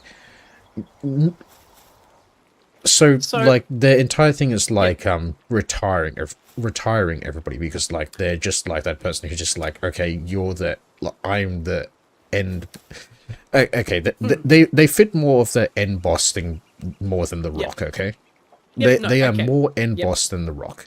So they're kind of like probably a force of nature is probably like the best thing I'm trying to like think of. Like they don't fit either category. They're just that. I will help explain it, probably not in the best way, but the best way I can explain it is that because of the internet, because of the IWC, because of marks like myself that sit there and commentate on everything and try and predict, social media as well as a lot of wrestling companies trying to integrate into social media, and the blend between realistic and what's happening in ring has completely destroyed what is a heel and a face. It is exactly how it is. Kay also has a good example. But in saying that, you also need to understand that heel and face is, in the ring, who is good and who is bad. Not necessarily who are you cheering for most. Traditionally, it was always, you have to cheer for the baby face. But it's evolved beyond that. It's evolved now, and I actually appreciate a lot of people that understand that modern wrestling is no longer the babyface is the one to be cheered. The babyface cannot do illegal things in the ring. They have to be pure to their strict code, which is, I'm not going to do any low blows. I can't use any illegal weapons. I can't absolutely hit the referee or do anything illegal when the referee's down. I'm not allowed to do that. I'm going to be a good guy. You have the heel, which is, well, I'm going to distract the referee. I'm going to do everything that's possible. You can still cheer a heel nowadays, but the heel is going to do that sort of stuff constantly. They're always going to do that. And then you have the tweener. And the tweener is an interesting one because it's a big grey area that now exists. But there's only, I have to say, there's only a few good wrestlers that are good tweeners. Rain, just butting in here for a second. The place I'm at in Palworld at the moment, on the floating island, is where that other special effigy is. You're there? Yep. I'm standing on top of it. It should be like where I am at the moment. I'll put a marker there. Yep. Thank you so much. Done. Thank you. Okay, all good. Because yeah, that's the effigies that like boost the like what's called passives and like the chance to get like a better pal at. Yeah.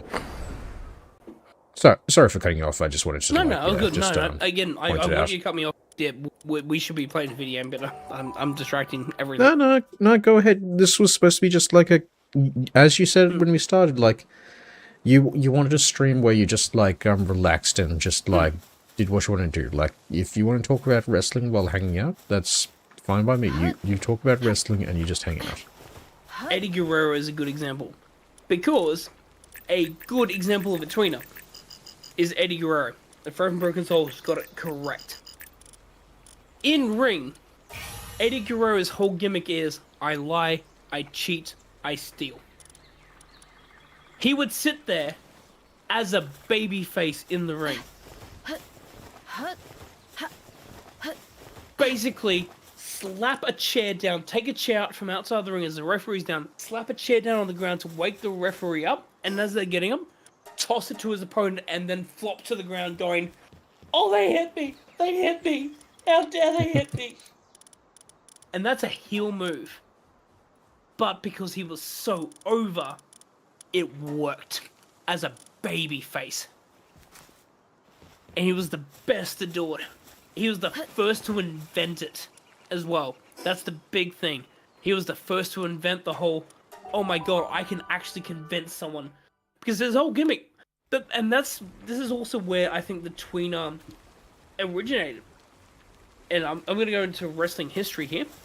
Eddie Guerrero's monologue against Brock Lesnar. this is where he starts his whole big I lied, cheat, I steal persona. Where he sits there and goes, I wasn't a good father. I was horrible. I had addictions. I was a horrible individual. I started getting clean. I started doing all this. And you know what? The big thing is I've gotten myself sober. The only thing I can think of now is that championship. And he's talking to Brock Lesnar and they go, you don't know the hell that I went through, but I want that championship. As much as I wanted everything else in my past life that I thought I wanted, I want that more than I ever wanted my past addictions. And he came clean, sitting there going, I was never a good guy. I did all these horrible things. I got suspended for drug abuse. I went to rehab. I had to do all that sort of stuff. And all of a sudden, everyone's sitting there going, yeah, he's been battling demons. Fuck. Yet no. And all of a sudden, because Eddie Guerrero was originally... Well, Brock Lesnar was always, again, a bit of a tweener, but he was mainly a good face. But he had Paul Heyman, which immediately makes him a heel. But all of a sudden, you're sitting there going, well, hang on, Eddie Guerrero's going to be the babyface, but Eddie Guerrero is literally saying that I'm not a good person, and I'll do whatever it takes to take that championship away. And then, all of a sudden, you're sitting there going, yeah, he's starting that whole I lie, I cheat, I steal. I'm going to bring that persona in and start messing with everything. And we have to cheer for him, because A, he's an amazing good in-ring wrestler. Probably one of the best. One of the top 5s in my list. B, honest. Or, I'd say, honest / blurring the lines. You listen to him and you sit there and go, I believe you. I believe what you said. I believe your history. I believe what you went through.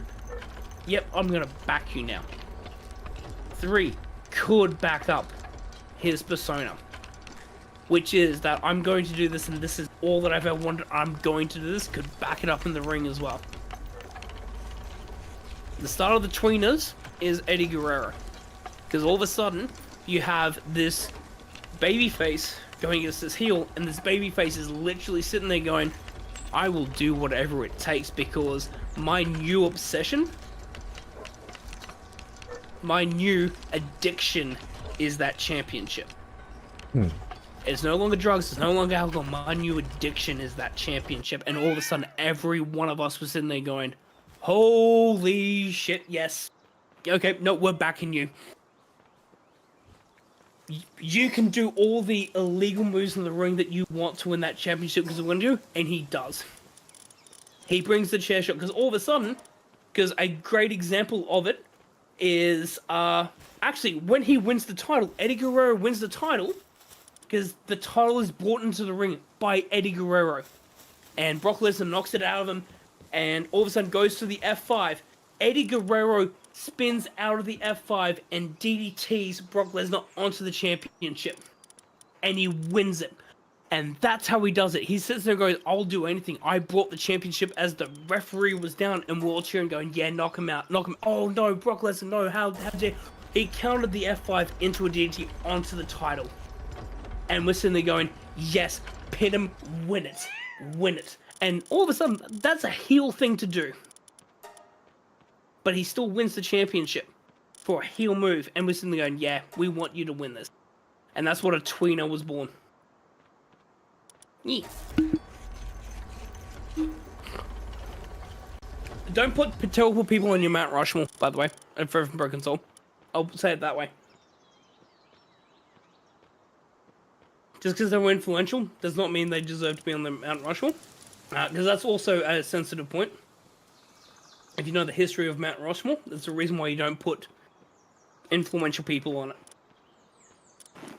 But anyways. I actually learned something about like that the other day. Just like apparently like the place around the mountain is just like covered in like rubble and what's called like gravel and rubble and all that sort of stuff because of like they carved the faces out and just like never cleaned it up or something like that. Oh yeah, well I mean, if you don't know the history of Mount Rushmore, it was stolen land from the Native Americans, and it was promised to be given back to them as part of a treaty.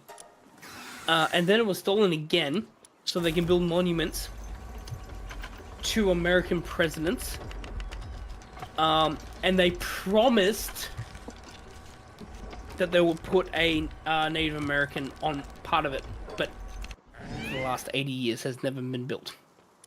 So yeah, not a great historical monument. It really not.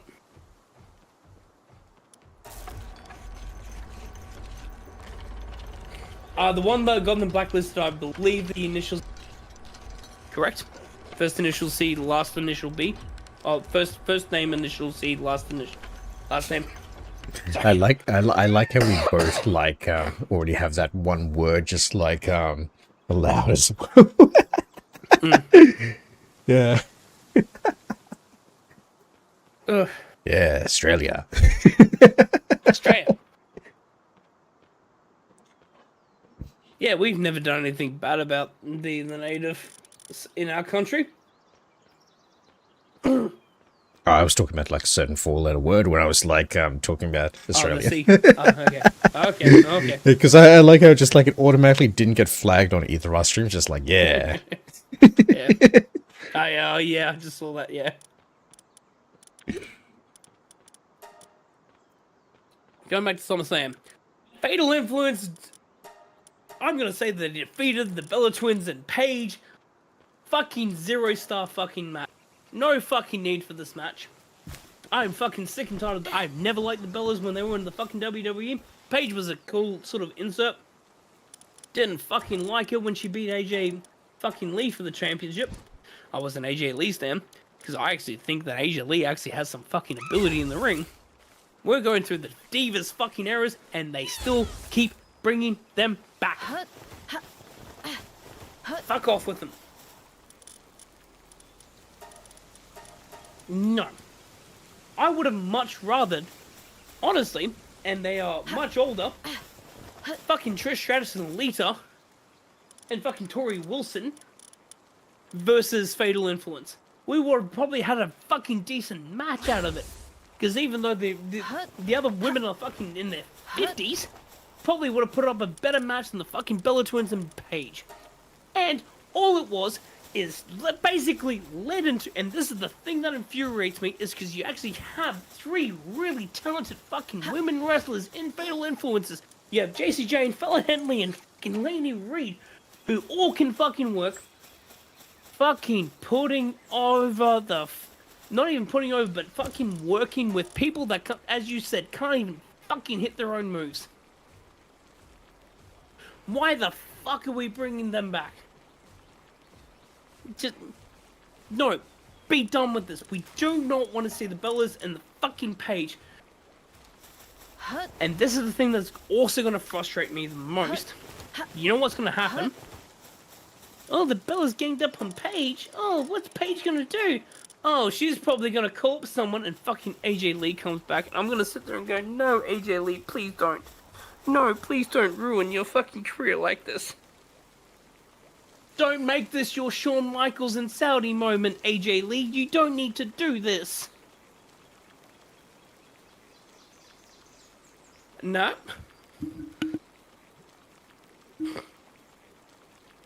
It barely worked. It is a bit of a stretch.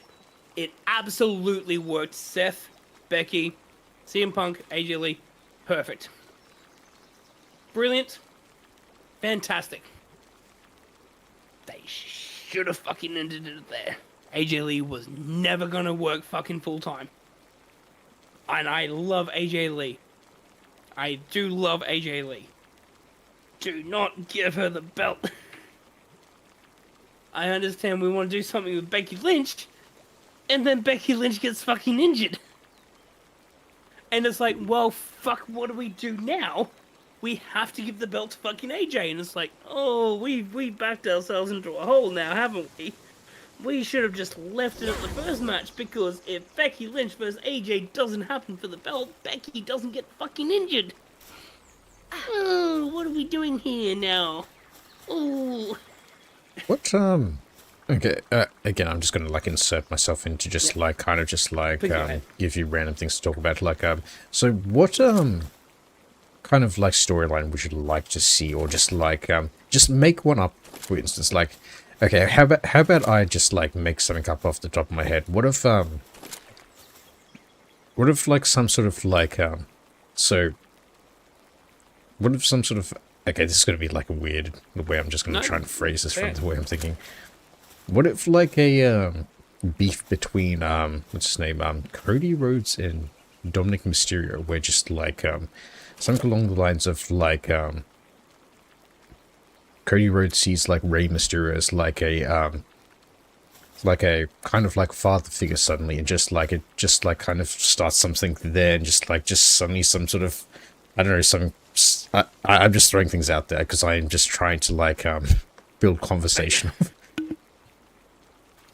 Sorry, I'm gonna have to respond to this. It's actually a fucking idea. Hang on. What, do you like the idea or just like No. just Cody versus fucking yeah.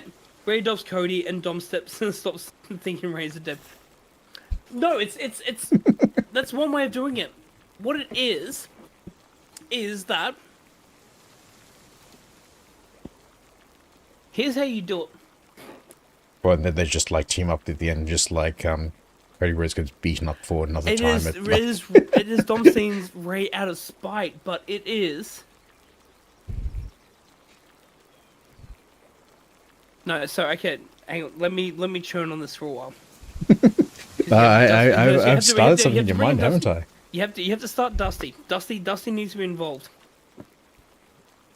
Because you do have generation. It always has to be generational, and that's more than okay. We never speak ill of Dusty, except Dom will. No, Ray will.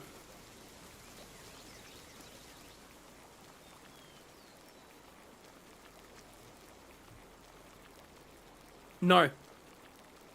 The only... Can you turn Ray heel? That's the big question. You can't turn Ray heel. Ray is one of the few superstars you can never turn heel. Can you turn Ray heel is the question, and if you can, how do you do it? If not, Dom...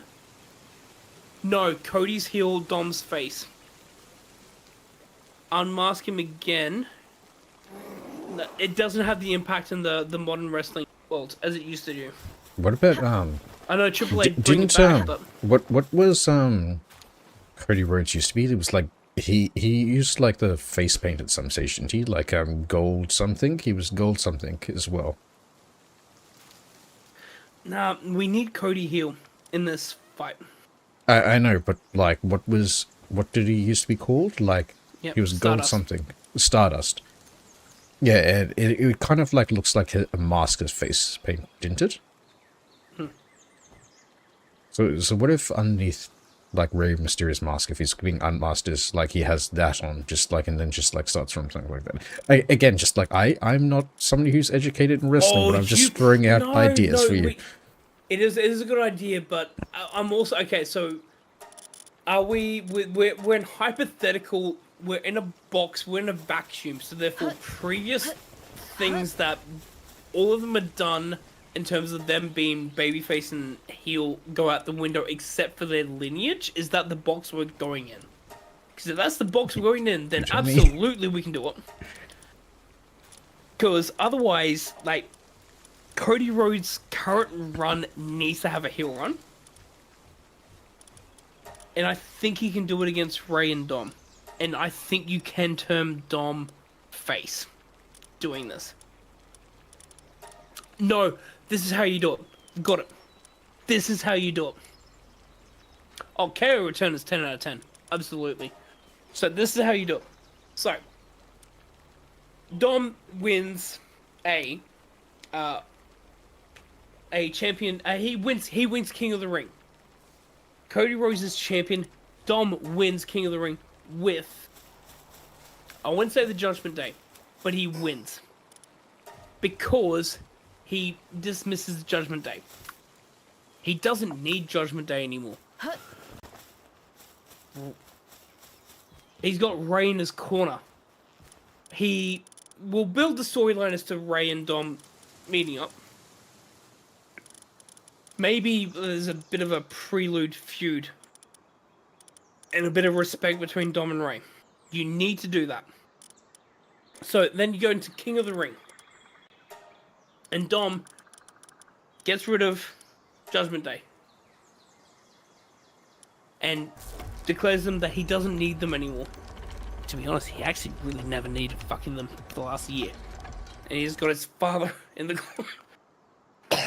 Father in the corner. And he goes up to Cody. Cody with the championship at the moment. Sitting there going, generational star, trying to make his name. Didn't work for me, will never work for you. Because Cody going up never worked. Was never able to get that with that. And Ray can absolutely be manager for this entire time. What you would do to make Cody turn heel and Dom become babyface, if you kind of like start the whole will they won't. I'm not a fan of will they won't they. This is where this will work. Will Dom work with his father considering he's called him a deadbeat this entire fucking time?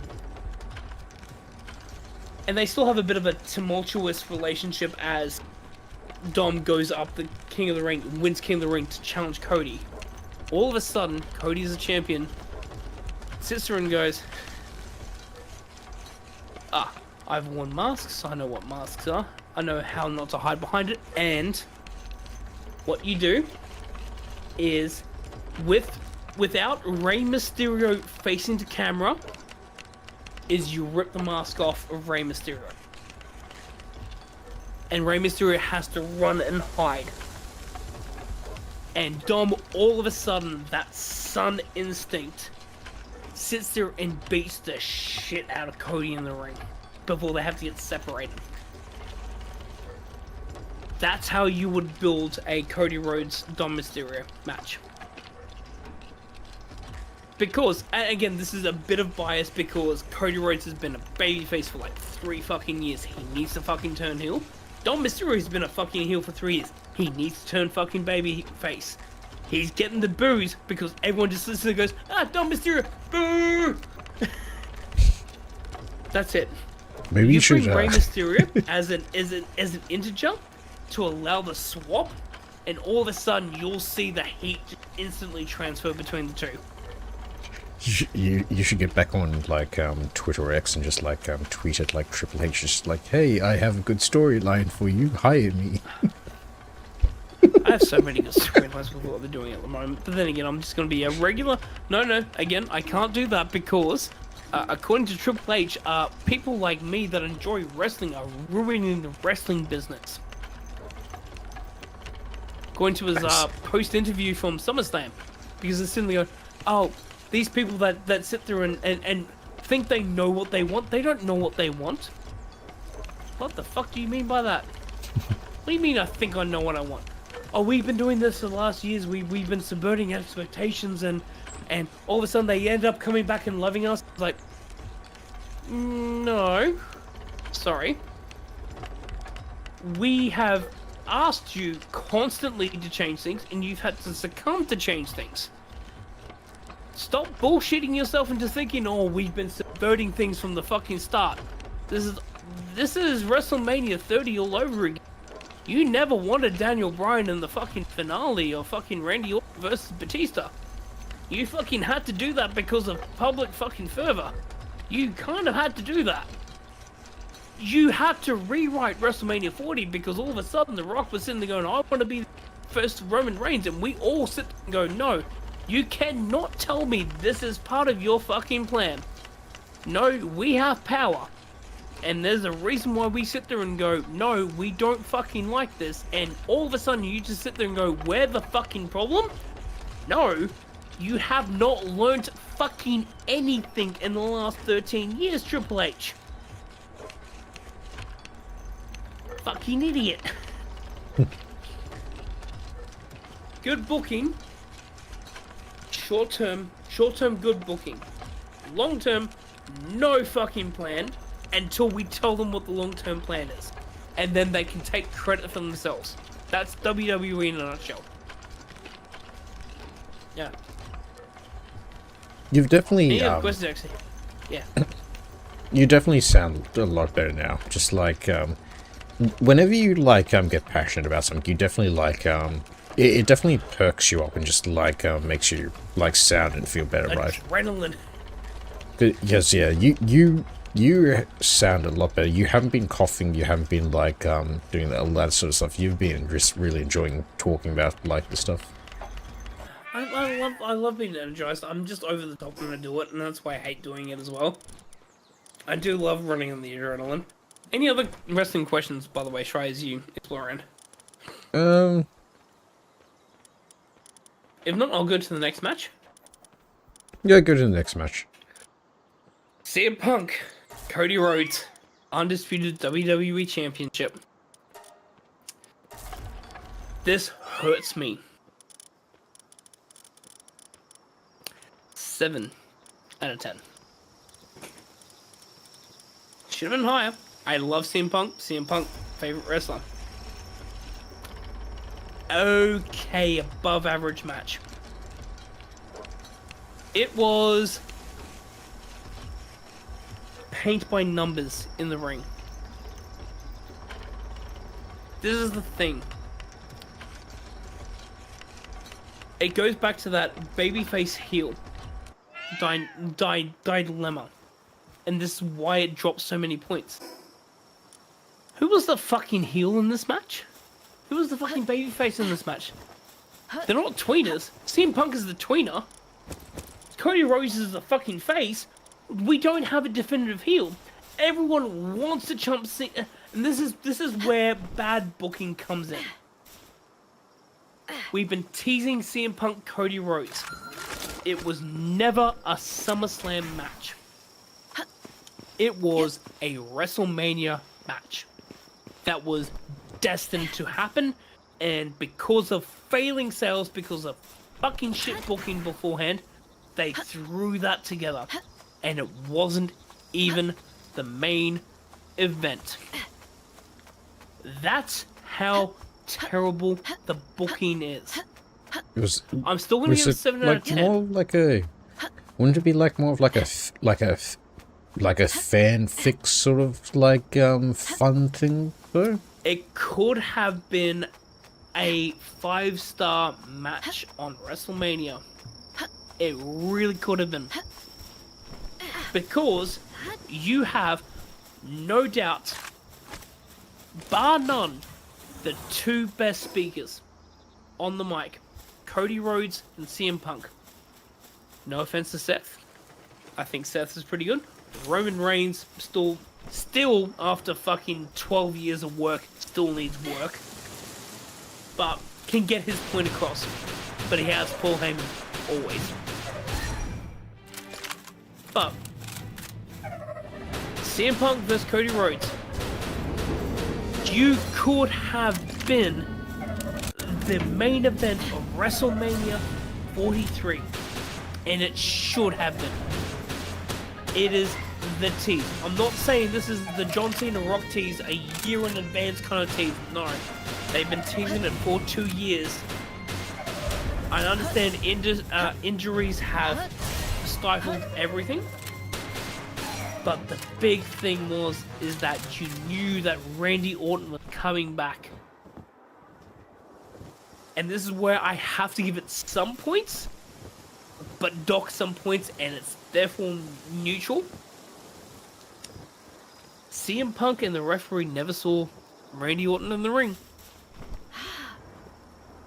And that's where I give credit. I will give credit. Randy Orton came in, hit the RKO against Cody. CM Punk is just seeing Cody sprawled out. All of a sudden, he's down. Referee's in the ring. I'm going to cover. I don't have to ask any more questions. However, bad storytelling. Bad lead-in. And this is actually what I think this SummerSlam has. Because for you, Shry, SummerSlam is the halfway point between WrestleManias. Okay. Hey, this is literally the halfway point. Good day. Hey, welcome in.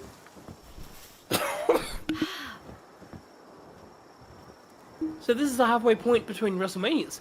This is where you start resolving stuff that you didn't resolve in WrestleMania, and start building stuff that you're building to WrestleMania. This is the halfway point. And Cody and CM Punk just got thrown in here with like 3 weeks build up. Thank you for the follow. Appreciate that. Hope you enjoy your time. Neat. If it wasn't for the title, I would respect it even more, and I think that's why Doc said a couple more points, gang, as you understand. I understand CM Punk and Cody Rhodes needed to do this. I also don't understand why Cody Rhodes and CM Punk needed to do this. And that's why I'm so torn. I get it because It's kind of like likable character versus likable character. You kind of want both to win, but at the same time, just like one has to win, sort of thing. Is that the best way to put it? yeah, close. It's kind of like it's the best way to put it. Like Cody Rhodes is the corporate fan favorite. CM Punk is the actual fan favorite. And you put them together both without doing anything evil or dastardly, you're going to have difficulty making this match work. wait, Cody's 40 is bullshit. He looks like the Cody same Rhodes age. is 40. He looks like he's the same age as me. He looks like he's in his 20s. Bullshit. Cody's older than me. Yeah. CM Punk is close to 50. He looks like he's the same age as me. Yeah. That's the other thing as well. And Randy Orton, who's into, and this is the thing, and great criticism, thank you again for Broken Soul, is Randy Orton that's joining this is almost 50 as well. So all of a sudden, you're making a WWE Championship about everyone that's 40 or older. And all of a sudden, you sit there and look and go, ooh, I love CM Punk. I love that he's a WWE Championship. Don't get me wrong, again, I think CM Punk versus Cody Rhodes, brilliant. I think it would be amazing. I reckon what they should have done is lead in, again, future booking in advance, SummerSlam, 5-6 months ahead of WrestleMania. No offense. Give Punk his well-deserved title reign. Oh, thank you for the cowboy tail. Give CM Punk his title reign until WrestleMania. Career versus title. CM Punk does not have much left in the gas tank. Even he knows it. I know he's a stubborn son of a bitch. But even he knows it. Career versus title. And if it's not fucking Cody Rhodes, give it to someone younger. And everyone would lose their shit. I'm still Because baffled by everyone the fact still that wants they're to in cheer their CM 40s. Punk. Was that? You've absolutely baffled me by the fact that you said they were in their 40s. Like, again, I thought they were like around my age because of like how young they look. No. A lot of the major wrestlers, and this is why a lot of people have problem with WWE, is that a lot of their major stars are old. How old do you think LA Knight is? I don't actually know 46. who LA Knight is. LA Knight is 46. Hence why we want to give him a fucking championship now. Because we all sit there and go, he's old, give him a championship for all the fucking work he's done. Please give him a fucking championship. Please give him a championship. I need to like look up who LA Knight is because like I don't think I know who they are. I've heard about like the memes of them, but like Oh, LA okay, Knight, that is not who I thought it was. Like I did not know that they were like a bearded guy who they look they look like somebody I've seen before. LA Knight They look like Roman Reigns, honestly. They look like kind of like Critical's friend. Like they kind of look like Moist Critical's best friend. I'll be honest. They it was super spicy Matt.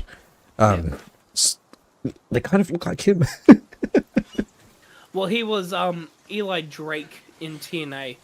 Again, spent 30, 4 years on the wrestling scene. Oh, 30, no, so 26 years on the wrestling scene. Won the fucking TNA championship. Absolutely should be a WWE star because you listen to his fucking promos, you listen to his charisma, look at his in-ring work, and someone that's in their fucking 40s and yeah, give him at least one fucking run. And I think this is also where we as a community sit there and go, fuck.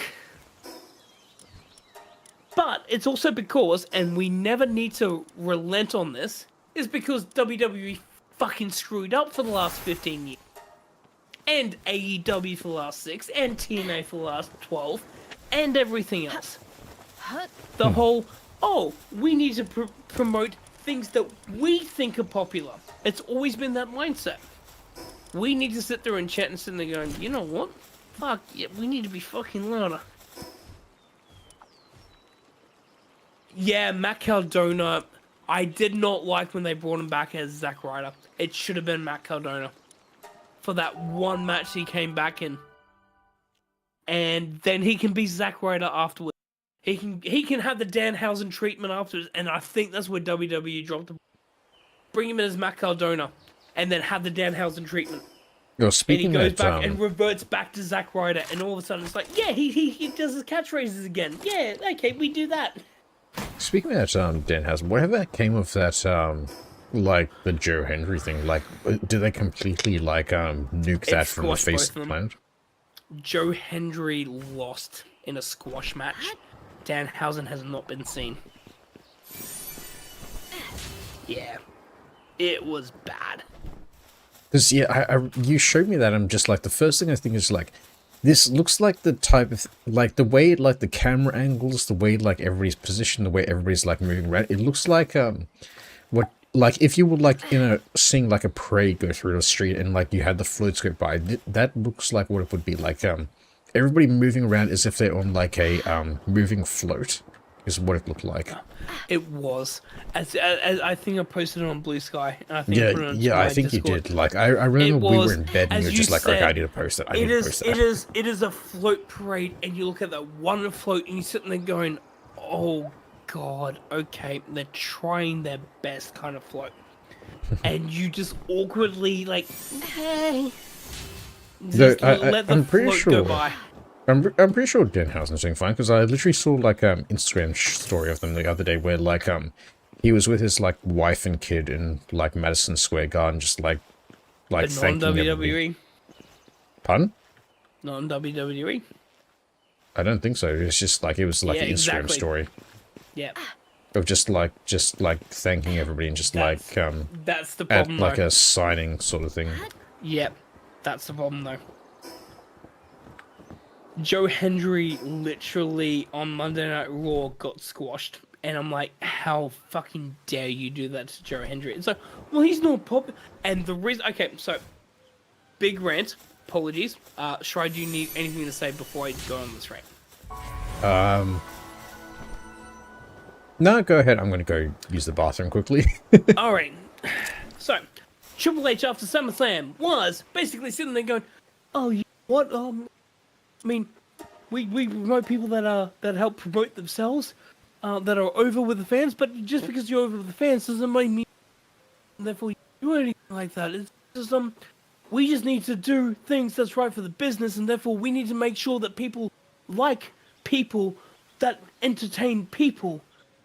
But you need to be over the fans. But in order to be over the fans, for us to be able to promote you in front of the fans, you need to be over the fans before we can promote you in front of the fans. And yeah. If you don't like who we're presenting in front of you, then I think you don't understand what we're trying to do as a company. So therefore, we're just going to do. It is Triple H, 2014. Oh, me and my friend Mark aren't just gonna watch anymore kind of speech. And it's like, oh, you.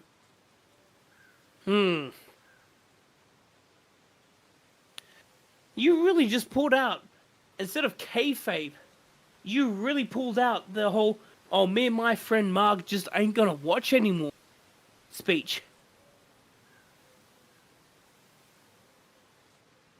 It's Paul Levesque, yeah.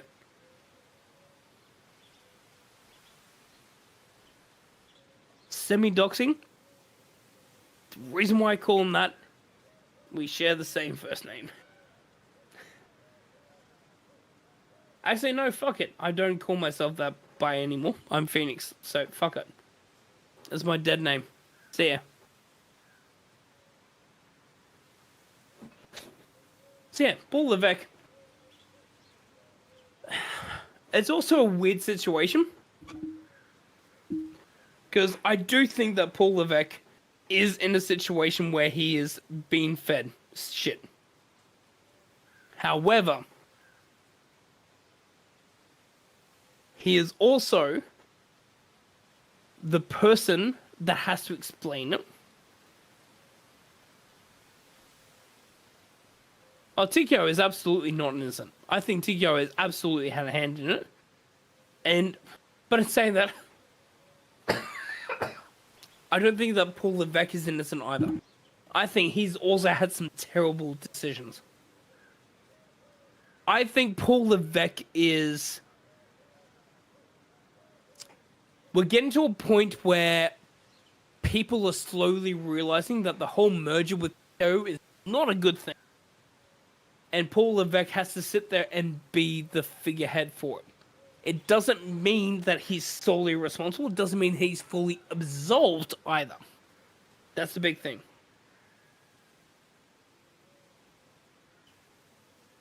Exactly. It is.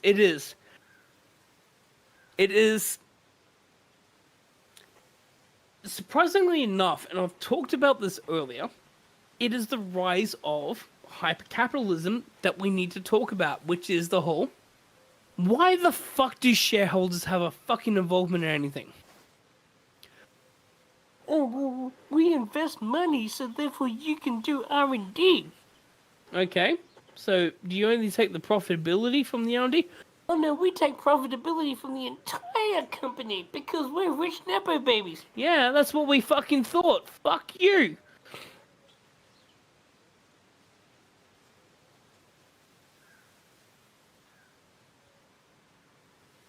No, Dana doesn't anymore. But also, Dana, by the way, no offense, piece of shit. Nah, no offense, can't stand Dana. Cannot stand Dana.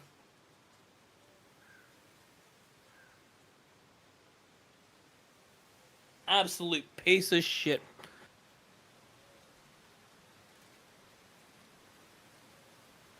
Oh, someone that has fucking asthma should not be competing if they need to have an insulin.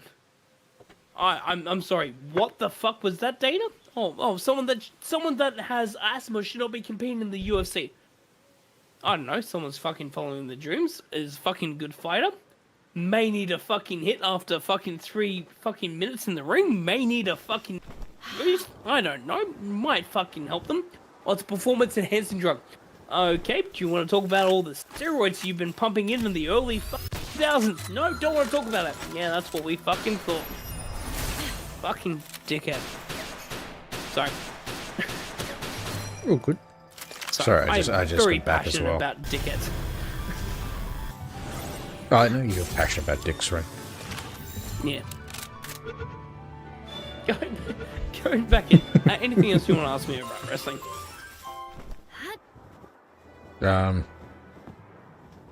He was, but still. No, you can the go inhaler off. was Like, still clear. You seem like you're having like a good time ranting about this sort of stuff. Like, yeah, just go ahead, say what you need to say. Like, you Please you interrupt me though. As soon as you need to interrupt me, please. Mm-hmm. So Greg was on roids too. Yes, he was, but the inhaler, and this is the thing that fucks me off about Dana White in the US.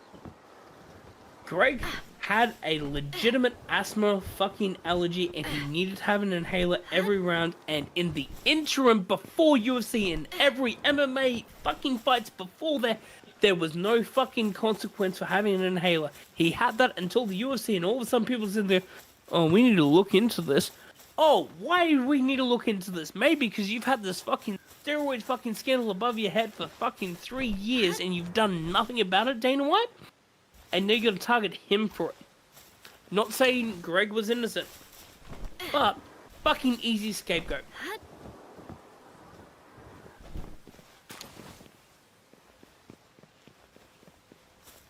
Again, not saying he was a good person. And that's the hypocrisy. It is calling out the fucking hypocrisy that happens all the fucking time. Oh yeah, every fucking time. People with money know how... I'm not going to go into a complete fucking anti-establishment rant. I promised I wouldn't do that. I'm going to go back to WWE. I'll go back to WWE. I promise you, Shry, I would not go into anti-establishment. Sorry. Over Femi vs. Brock Lesnar, fucking 9 out of 10. Good match. They missed the spot at the end. Fuck, they missed the spot at the end. But otherwise, good fucking match.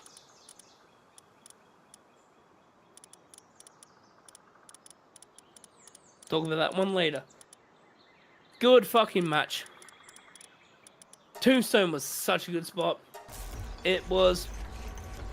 I was questioning why a 3... They needed to give Brock Lesnar a proper send-off.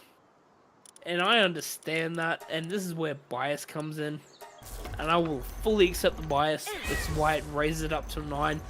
Match itself is a 6. But I'm going to bring it up to a 9 because you know what? It wasn't long in a Hell in a Cell. It's one of the shortest Hell in a Cell match I think I've ever seen. And it makes sense.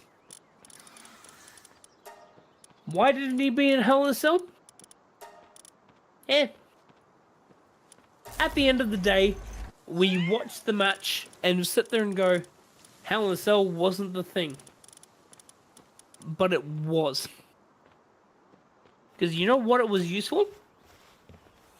It was used to make sure 2 beefy men did not pussy out of that match.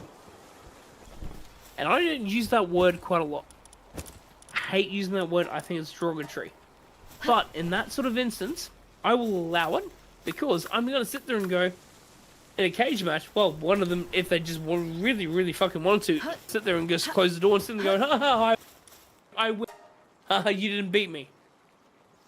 Hell in a Cell kind of like changes that stipulation a little bit, and all of a sudden it's like, you can't just walk out of the cell. You kind of have to do it.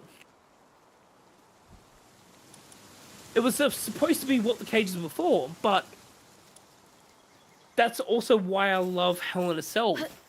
For like a confrontation, like a final confrontation. I actually really, really do appreciate it. Thank you so much for the hydrate. But it does. Hell in a Cell is, you know what? If you go out of the ring, okay, where are you going? The match is not over. If you get out of the cell, if you get out of a cage, you win. And this is the reason why I think Hell in a Cell precedes cage matches a little bit. Especially, I'm not saying that either Oba or Brock would use it, but cage matches now is the protected one. Hell in a Cell is not as much protected. Yeah, leaving the cell is cool, but the match didn't need, and that's exactly what it is though. But it made sense if you make sense of the stipulation. Which is that if any one of them wanted to leave, they would win. And I think everyone needs to reset their thinking of a cage match now.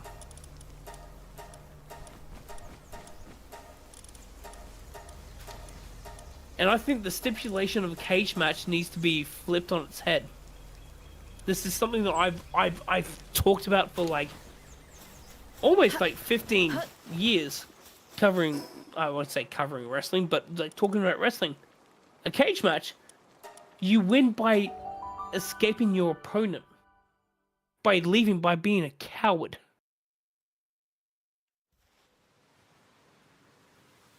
Shouldn't the cage match be, if you're the first one to leave, you've basically admitted you can't beat your opponent and you need to run away? Should that not be the stipulation of a cage match? Defend the dragon.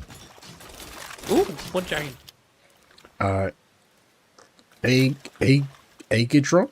It's like a dragon, but it's like wings look like a shell, or like a rocky shell. It was like a high dragon, but with eggs on the wings. Ooh, okay. Ow. No, so actually, no, Shry, you as a as massive wrestling fan, right? If you saw two wrestlers that hated each other get locked into a cage and not on one of the roofs so they could go over the top or leave, Yeah. but the stipulation also said you can pin them in the ring. If you saw a person leave by the door or over the top, instead of pinning the opponent in the ring, would you not consider them a coward? I guess so. Just like if they're running away from the match instead of like actually fighting, just like, what are they defending? Exactly. I reckon cage matches should be you leave. The first person to want to actively leave. And it'll be the whole, no, I don't want to leave, but, and a lot of people sitting there going, oh, but the baby face would always want him to leave. No.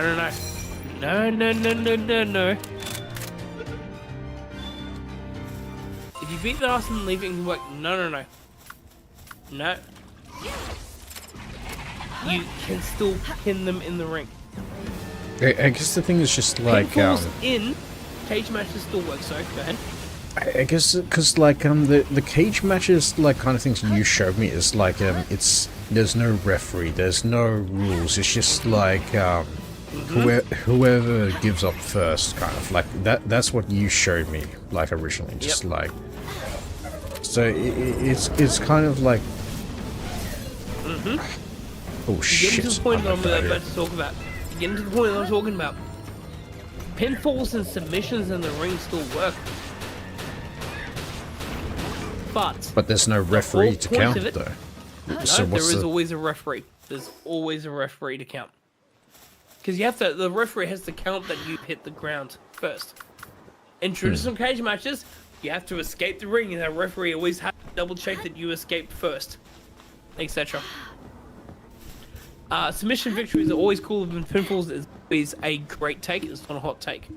However, I'm thinking in a cage match, the whole point is it is pinfall submission only inside the ring. If you choose to leave, you are willingly going to admit defeat. And this may seem trivial. Oh, well, just the heels are just going to go out. No. This is where Hell in a Cell blood feuds should have done first and foremost, having the stipulation. Yep. Because all of a sudden, no, you don't get to quit on me. No. You don't get an option to escape from the punishment I'm dealing with you. No. I am going to deal the amount of pain that I can, and it's cathartic. With the right storyline, it is the amount of cathartic that comes in. Even as a heel, as a babyface sitting there going, babyface is never going to quit. But I understand that. That's why you make it only, and this is where Hell in a Cell basically came from. And I hate Hell in a Cell for doing this. It should always have been pinfall submission only cage match. Escape is quitting. And you always put that on the heel champion. The heel champion sitting there going, no, I need to, I don't want to deal with this. And the babyface always just dragging them back in. Going, nope. And then you can still have interference. So the heel is the one who wants to quit. Yeah, the heel is always the one that wants to quit. And they can bring in lackeys. Why is it just like, I don't know, like, the thing that, like, was just coming through my head was, like, the thing that was just coming through my head was, like, in Pokemon, where, like, Team Rocket was, like, where they told, Arbok and Weezing to just, like, leave the Ekans and the coughing away, and just, like, how they fought, like, the Tyranitar themselves. Do you remember that? Yeah. Hey, thank you, Witchpunk, for the raid. Appreciate that. Hope you enjoy your time here. Hope you had a good stream. Welcome, everybody. I'm Shryhew, a Goblin Mission Feature, a Goblin Bard Shark by Crocodile, and we are doing Palworld as Rain discusses wrestling. So sorry about that. Yeah, all good. Do what you need to do. Just like, yeah, make sure to take care of yourself first and foremost. But yeah, just like, I don't know, you were talking about like Hell in a Cell, just like how, just like, the babyface should be like standing there defending and all that, while the heel is the one who wants to leave. So just like the heel needs to have an escape plan. Yeah, for some reason it just kept reminding me of like that, like it was between Johto and like before Hoenn, just like there was like a part of like where Team Rock was just like, I don't know why I remember that episode. It was just like where they found like a bunch of like captive like coughings and captive Ekans, and just like they released Weezing and Arbok and told them to just like lead all of them to safety, while they just like threw themselves at like this poach in their Tyranitar. That's all I remember from that. But yeah, just like that's what it's suddenly reminding me of. No, all good. No, all good. Bit of wrestling history knowledge. The cage match originally was developed so that the wrestlers could not leave the ring, and because of champion's advantage. Champion's advantage meant that unless you pinned or submitted the champion in the ring, you would never be champion. So the cage match was originally designed so they could not be counted out. And then all of a sudden they were able to climb a 8-foot cage. Oh my god, they could climb a 2.5-meter fucking cage. What the fuck? How the fuck did they do that? Son of a bitch. What the fuck? Hence, why my introduction is, which is what the Hell in a Cell was designed to do. There is no pinfalls. There is no countouts. Oh, sorry, no, there is pinfalls. There is no countouts. It is no disqualification, etc. You are locked in. The only problem is that 6 of the last 10 Hell in a Cells people have broken out of them. And they've climbed to the top of the cell, and they've done all these sort of things. I think you showed me like that, didn't you? Like it was that 6-man Hell in a Cell, like the one where Rock was talking about penis, and yeah, it's like the one where Kurt Angle won. Just like by absolute bullshit. I remember you showed me just like, yeah, this is going to be like disappointing right at the end, and I was like, oh, it's going fun, and then he just like won by like some sort of like bullshit. It's just like, okay, it ruined it at the end, kind of like I get that they like were very much pushing for him to like win it, like after all that like stuff, but like at the same time it's just like, really, that's how it ended. I remember Armageddon kind of killed the Hell in a Cell, as you said. Yeah, it's Kurt's TNA run. Oh, I'm going to get him to TNA. Oh no, hang on, no. So, a Forever Broken Soul. He needs to understand the bad of WWE. Because, no offense to TNA, there's some horrible shit in TNA. No offense, Shry, you know what a battle royale is, right? It's the one where it's just like, so it starts with one person, and then like about 5 minutes later, like another person comes in, and then 5 minutes later, another person comes in, and then it's just a like... Royal Rumble. Yep. Oh, so, okay. so what's the goal? What's the goal? What's the goal in a battle royale or Royal Rumble? Right. Last man standing. So you knock them over the top rope, right? Yep. Tina had this brilliant idea of what's called the reverse battle royal, which is the first people into the ring. I want you to think about that for a second. And I want you to mull over that for a second. As in, they're just like in the bit between the ring and the crowd. No. So to qualify, they have to get into the ring. That's the reverse battle royale. Well, does it start in like the backstage or something like that? Oh no, it starts outside the ring. And it lasts for 6 minutes. Okay.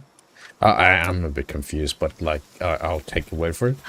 But I will say, like, that match you showed me, like the Kane match you showed me, like that where it just like went from the ring to like the 3-man one, just like it was Kane, somebody else and somebody else. Like that really good match you showed Raven me. and Big Show, the hardcore. Yeah. Yes, X17. That was a X7. that was a really fun one to watch, I'll be honest. Oh, it's a brilliant match. Oh, it's one of the best hardcore matches of all time. Let's be honest. It is. Yeah, and just Raven like almost shut off the entire fucking X7 production because he drove a golf cart into the major wires that was running the production. again, I'll say it again, just like I am not somebody who ever watched wrestling who had like any wrestling knowledge outside of like the baseline, just like, oh yeah, John Cena, really, really knowledgeable, Undertaker, really, really popular, just know this person, just like, but yeah, until I met Rain, where they're just like, okay, just like, I'm going to sit you down, like, we're going to go to bed and we're going to watch all these like matches and all that. I still just haven't like, given you my top 10 yet. Fuck, I'm still going through my top 10. God. I still think that like the most peak thing you showed me was like the Hardy's Ultimate Deletion. That was like really enjoyable. That I absolutely love that. Yes. I absolutely loved it. And then Top 3 for me, yep. what's his name? I can't remember his name. He passed away. Bray Wyatt. Yeah, that was a really good sequel to it as well. Like I really enjoyed that as well. Bray Wyatt versus John Cena. Yeah. No, the one where it's just like he versus the other Hardy. Oh, like, yeah, Bray Wyatt versus Matt Hardy is pretty good, yeah. Like, I really enjoyed those two that you showed me. They were so good. I do... You did show me, like, the Bray Wyatt versus John Cena thing, where it was, like, in that, like, sort of, like, fun house sort of thing.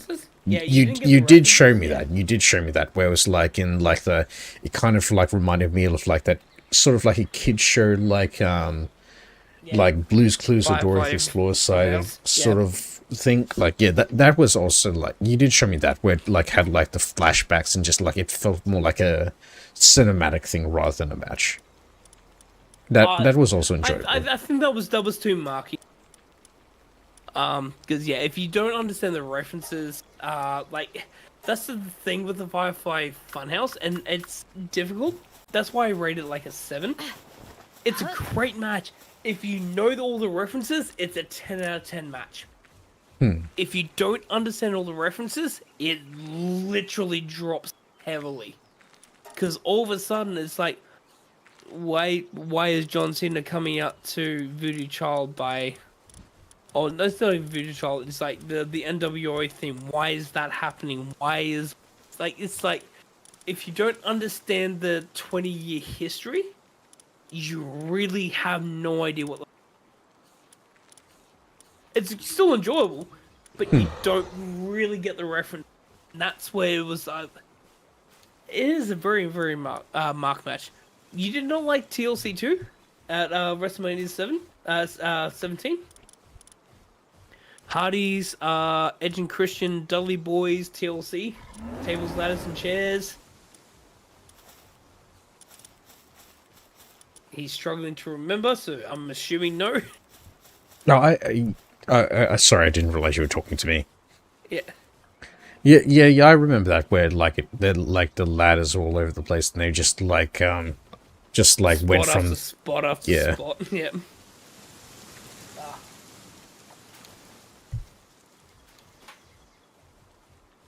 What else do you like about wrestling?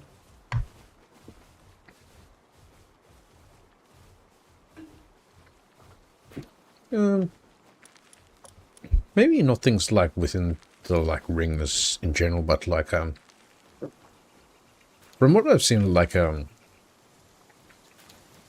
it's like most of the things I've seen, like, from, like, wrestlers and all that have been, like, from, like, casual, just, like, Instagram posts or reels that I've just, like, casually come across. Fair enough. Where it feels like they're more human than, like, a lot of people, you know what I mean? Mm. Because, like, literally, I came across, like, a reel the other week where it's just, like, Stone Cold Steve Austin, like, showing off, like, that his cat gave birth to kittens, and he was just like this, just muscular guy with just, like, sunglasses holding up, like, a tiny kitten to the camera. Just, like... Yeah. God damn! This is a tiny motherfucker, isn't it? Look at him! Michael and Buttercup! It's like, oh, Steve, really? No, it seems like that just make them more, like relatable and just, like, more human and likable. No, so that's one of the good things about Steve Austin, though, is that Steve Austin was legitimate. So a lot of people, I haven't shown you, Shry, his ECW stuff, because he was originally in WCW, originally being against WWE. He was part of the Hollywood Blondes originally, because he had blonde hair. Yes, he had blonde hair. He had before hair? He was bald. Yep. Yep. And he did tremendous work in the ring. And then he went to ECW, and he still had blonde hair as Steve Austin. And he's cutting promos on WCW, sitting there going how much they miss. And even Paul Heyman's sitting there going, he's a massive fucking star, we need to fucking promote him. Promoted him, all of a sudden WWE was sitting there going, ooh, mine. And took him. And that's one of the big things that Paul Heyman still has the biggest gripe with Vince McMahon about, because they had a working relationship. And all of a sudden Vince McMahon was like, nope, mine. And Paul Heyman was like, to be fair, I have not paid my wrestlers for like 8 months, but still, how fucking dare you? Oh, Raven was your host of the initial train camp? I have a unknown Australian as the host of my training camp. But here's a bit of a trivia. I said that I used to have the crash and burn, which is the moonsault, which I crashed and burned constantly. I'm going to put this on chat. This was my secondary move if I ever was to win a match, and I never got a fucking chance to do it. Called the Shining Wizard. Good old Keiji Muto. Shining Wizard. One of my favorite fucking moves. If I remember, isn't that the one where you, like, step on their, like, hand and then just, like, knee them to the face? Yes, it is. As I was learning, it was my favorite move. And it wasn't even a step on the hand. Basically, it was a ghost step. This is the invention of one of the what we call a ghost step. Because basically, you lead with the left leg, and you step forward, and then all of a sudden you're bringing your right leg over as you're bringing the left leg forward into their head.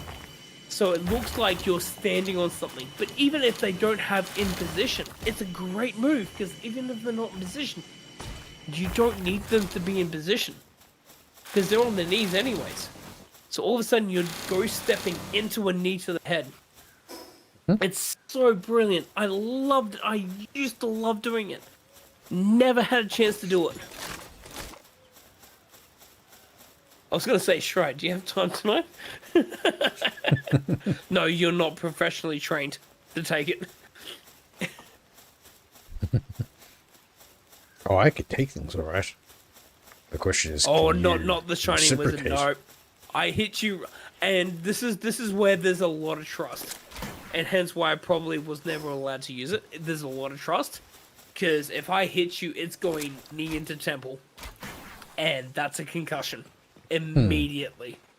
That is, it's called a step over. It's a step over knee and Seguri, basically, in layman's terms. You step over the leg.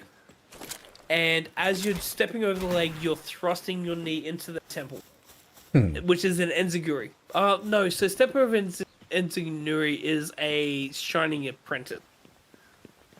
It is a running knee with a step over. Daniel Bryan made it famous with his running knees, but goddamn, Kenji Muto with the Shining Wizard perfected it. Like 20 years. Daniel. So, more wrestling facts, please.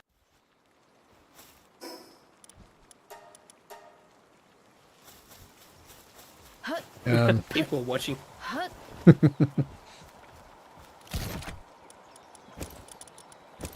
Look at the false step he does. Actually, by the way, if you're watching NG stuff, look at the false step. That's what it is. It's a false step. He puts his leg up, and it's a false step, and then he brings the knee in. That's what makes it a Shining Wizard, by the way. It's a false step. You're not actually standing on someone's leg. He never stood on anyone's leg.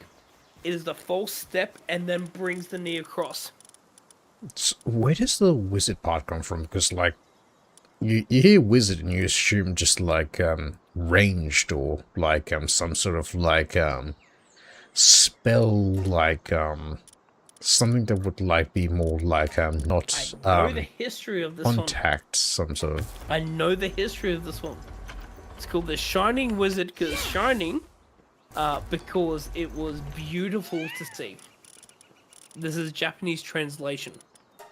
And wizard, because he hit it out of nowhere. It was like a magician creating something out of nothing. It was beautiful out of nothing. Translated, Shining Wizard. Okay. That's literally the translation. Beautiful out of nothing.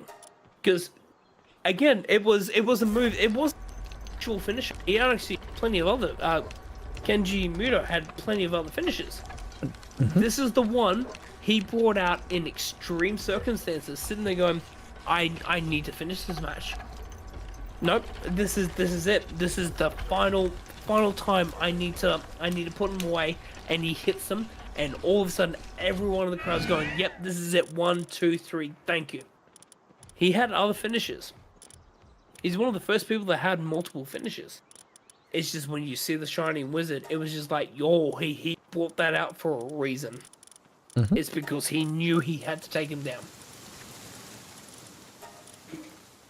And it's normally a follow-up finisher, and you never see follow-up finishes, especially in modern day wrestling. You have a finisher, and people spam it. It's what we call spam finisher.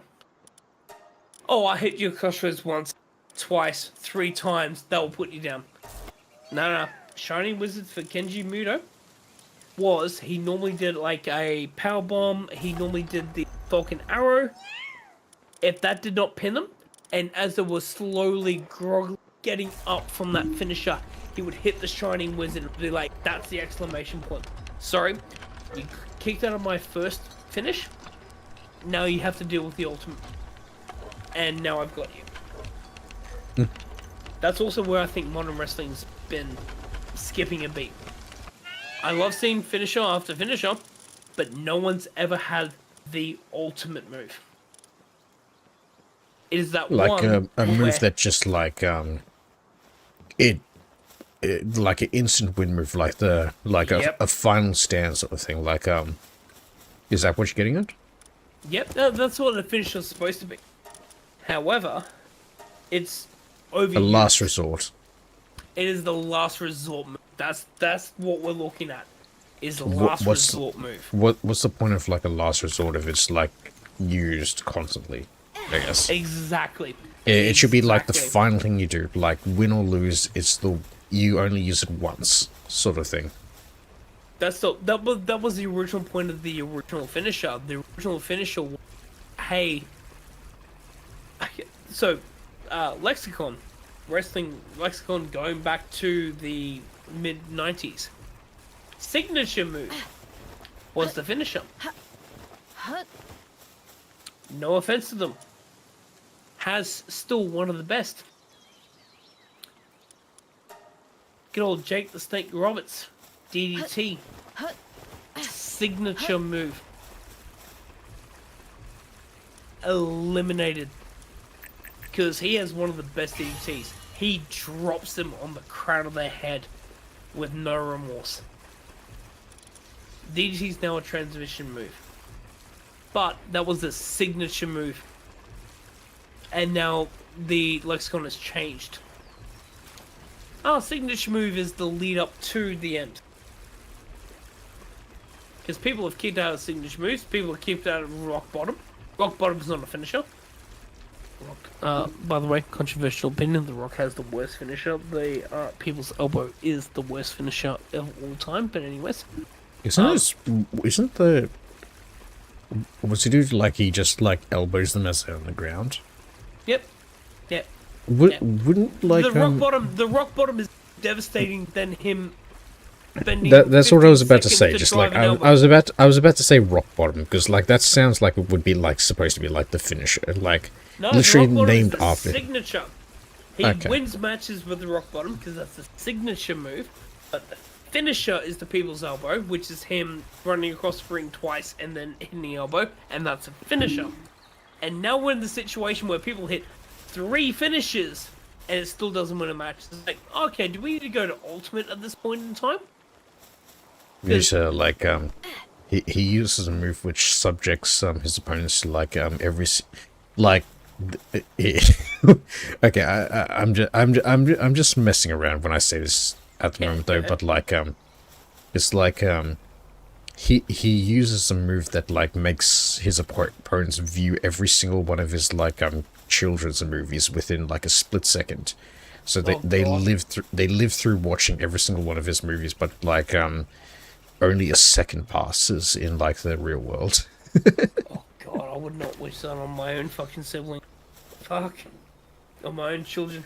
God, no. There's only one decent rock movie I've seen. Is like the one decent rock movie I've seen is like what's called The Game Plan, where he's like a football player and he's like trying to like connect with his daughter. That is like the only decent rock movie I've seen. I'll be honest.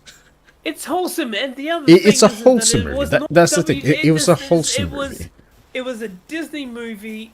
It was his first Disney foray movie that was not a WWE or fucking Warner Brothers movie, and it worked. And it's like, Yeah. you know what? There's actually good fucking storytelling. It was And all of a sudden, literally he a gets movie involved where in he. storytelling afterwards. It Like, was what the literally a fuck? movie where he doesn't feel like he's playing The Rock. He feels like he's playing his own.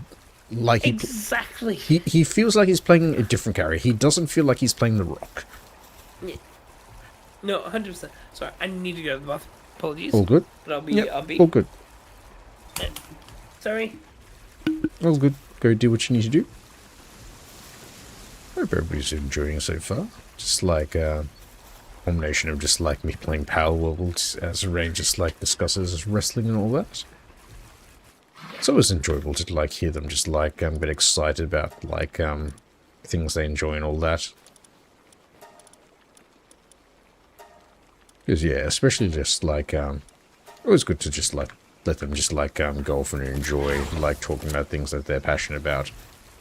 Because yeah, they were feeling like really out of it today, but like after just like they were like talking about all this stuff, it just definitely feels like they've like picked up a bit more. Just like they feel a bit energized and they're not coughing. They're just like really enjoying like discussing all this sort of stuff.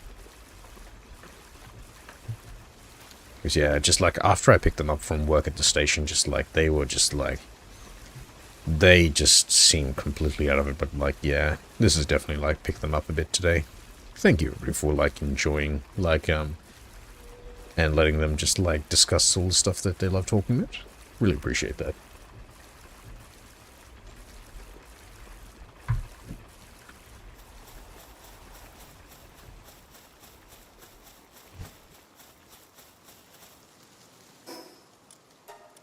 Meanwhile, me just doing all the work in Palworld. Ah, great. I need to build more computers for that.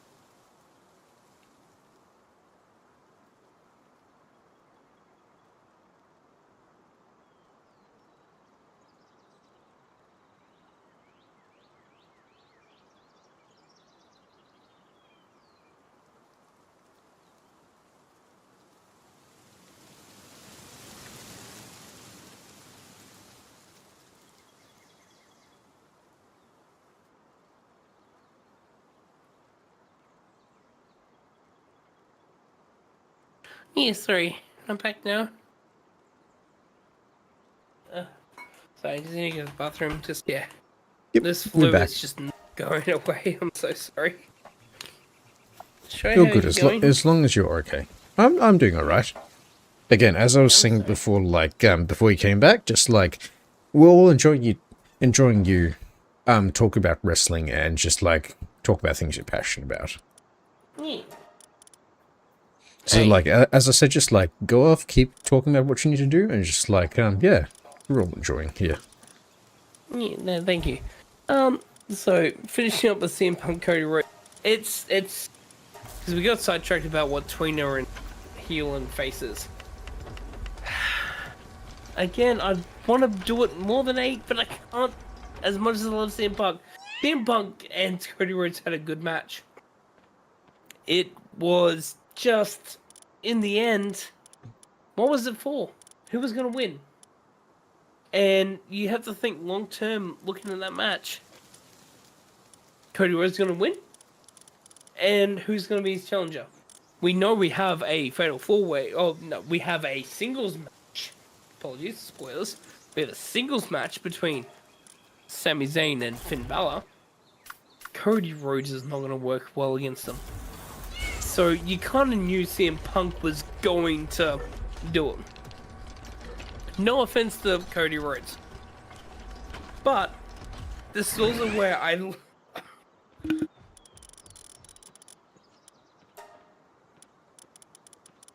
love but hate the Randy Orton interference.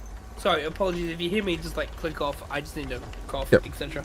So on my side, Rain is still a bit sick at the moment. So like, yeah, they will be like muting and unmuting themselves like regularly because yeah, they're still recovering from flu at the moment. So just yeah, just How the fuck does give flu them a gone moment away to by like. this point in fucking time? I'm still fucking questioning. how My the fuck cough has finally gone away. My cough is finally your gone. cough has gone away, and I've still worst cough fucking imaginable. What the fuck? Anyways, yeah. Cody Rhodes is not facing Finn Balor or Sami Zayn. Let's be honest, it's not gonna happen. I love Randy's interference because therefore it allows CM Punk to win. It's lazy booking, yes. This is the bias coming in though. CM Punk carried that fucking match. No offense. He did his twisted fucking moonsault with fucking dog shit. And you know what he did? He still went for the cover. Even though he missed Cody Rhodes. He still went for the cover. God love him. Which is the right thing to do. Honestly, it is the right thing to do. That one bad spot out of the way. I don't know why CM Punk is doing a moonsault. I know he tries to. Just never works for him. It's still a good match. 8 out of 10. Going into night 1 main event, which is the first time that a WWE Championship has not been a main event in a SummerSlam ever. We have Femi versus Brock Lesnar. 9 out of 10. 9 out of 10 stars for that one. And the main reason why is because A, Oba won. B, Brock recognized Oba as the next big thing. C, it was a match that is somewhat okay with Hell in a Cell. It did not necessarily need the stipulation, but I'm okay with that stipulation. And that's weird to say.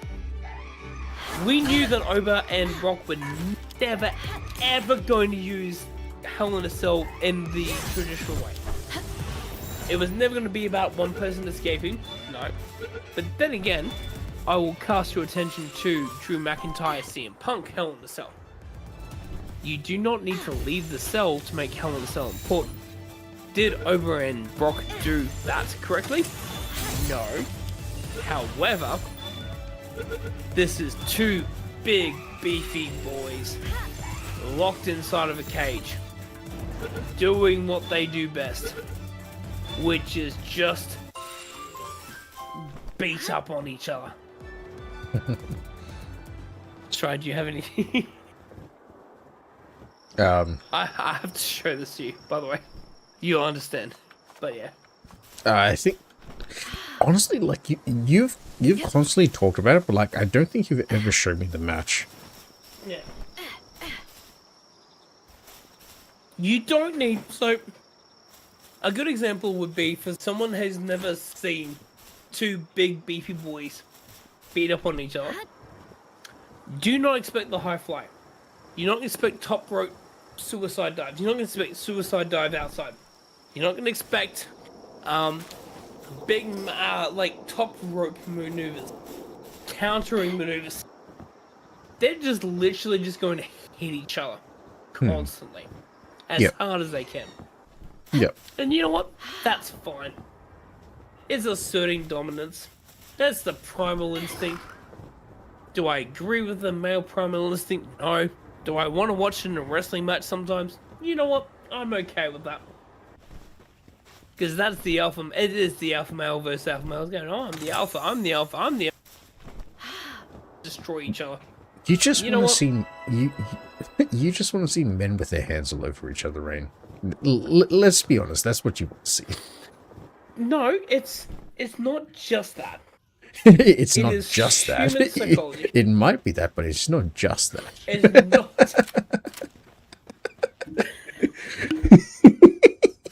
How dare you make me laugh? Hang on.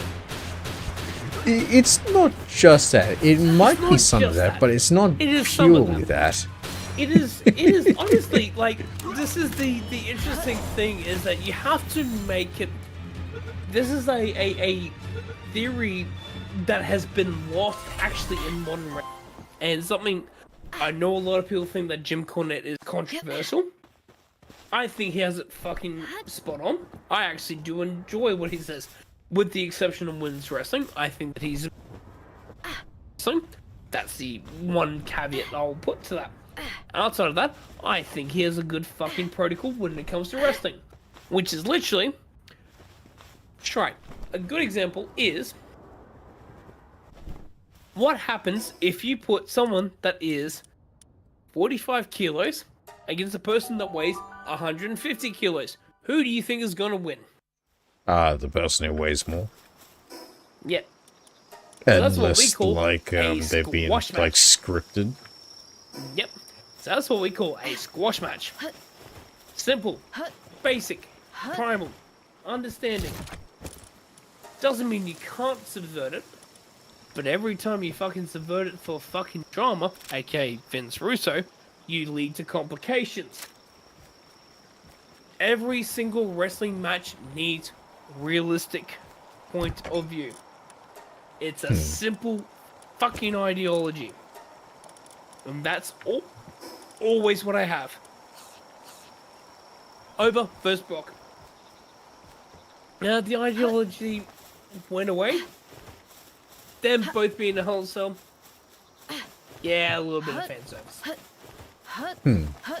We'll admit. Hence why it's high. They did what they needed to do. They didn't extend their...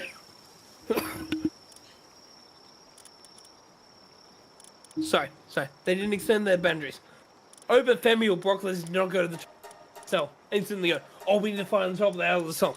Nope. They can find themselves. They knew their protocol. Good. Respect. 100% respect. No reason for that cell to be broken open. You guys are just in there because we just want to see two big, beefy men just fucking go at it with no chance of escape. Fair enough. Go at it. This is also why Fatal Influence versus Nikki Bella and Paige is low on my list. Why? It's not because they're female. Absolutely not. A Fatal Influence could have absolutely gone against anyone else. Anyone else. Why are Nikki Bella, Brie Bella, and Paige feuding with them?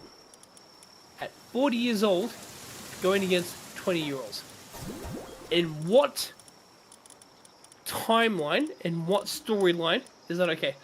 Oh, is it a young versus new Shry. Yeah. You'd think it's young versus new, right? Sure. Oh, so old versus new. Yeah, it's all about passing on legacy. Nope. Basically, it was setting up a storyline where the Bellas, who are 40 years old, basically beat up another 40-year-old in the ring at the end. What the fuck are we doing with this match? Fucking no reason for doing it. I like storytelling in the ring to present the storytelling that you're doing outside the ring. Sorry, I'm old school. I am very old school with that. You don't tell me the reason why I should be invested in this match, I'm not going to be invested in it. Simple, straightforward. That's why Punk Rhodes is also meh on my radar. I love CM Punk, favorite wrestler. Yeah, meh. Why is CM Punk versus Cody Rhodes happening in SummerSlam? CM Punk came in mainly as a replacement to take the title off Sami Zayn. Because the WWE basically went to Sami Zayn and simply going, you're not number one, you're not champion contender suitable. Like, what the fuck? There was an injury, but then they had fucking Randy Orton come in. It's like, yeah, what the fuck are we doing? You really couldn't have waited 2 weeks for Sami Zayn to come in? Why does CM Punk, as again, Shry, you know? As a CM Punk fan, Yeah. CM Punk did not need to be in this match, did not need to hold the title, keep Sami Zayn and get CM Punk into the number one contenders against Kevin Owens. And, I will say this, lose. Because we're going to go into night 2. Kevin Owens. So originally it was Finn Balor versus Sami Zayn for the WWE Championship. Because, and this is where storytelling, this is where I give some credits, take away some credits, etc. Gunther was introduced because he beat Nick Aldis and said, I want you to still be GM, but you owe me a favor. So therefore, as a result, Nick Aldis introduced Gunther into the match. So no longer was it Finn Balor versus Sami Zayn for the number one contendership. You had Gunther, who fucking deserves it. Hells yes. And then all of a sudden, Nick Aldis was just like, here's Kevin Owens. And all of us was collectively sitting there going, oh my god, it's fucking Kevin Owens. Yes, Kevin Owens. Yes, Kevin Owens. No offense, Finn Balor, who you really need to. And Finn Balor, by the way, was the one who got fucking shafted. Because, re-roll history back 10 years ago, Finn Balor won the Universal title, which is aka the Raw WWE Championship. Yep. A week later, fractured his arm. He didn't even have a title reign. 10 years later, we come to here, and Kevin Owens returns, and all of a sudden they go, Kevin Owens! Oh, Finn, I'm so sorry. Because we all want Kevin Owens. Because, again, they led in incorrectly. CM Punk versus Cody Rhodes.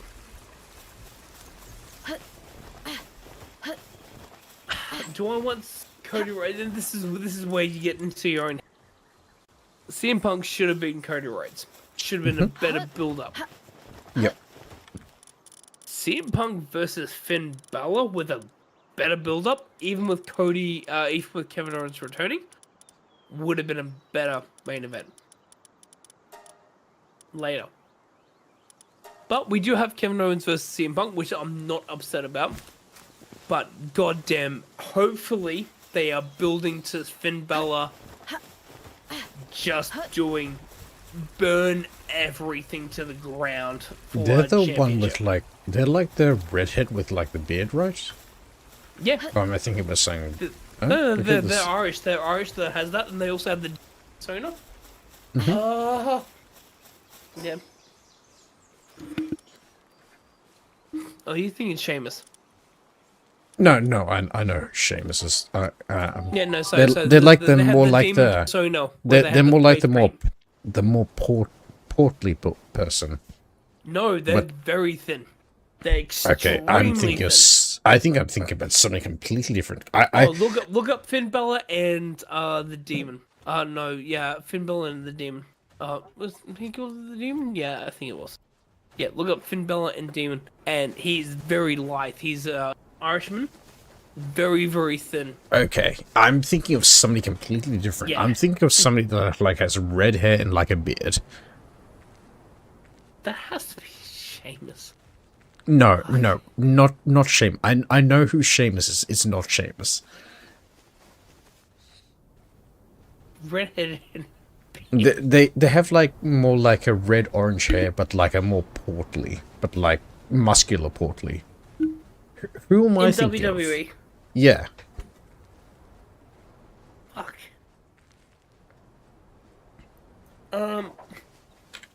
Otis. Who? Otis.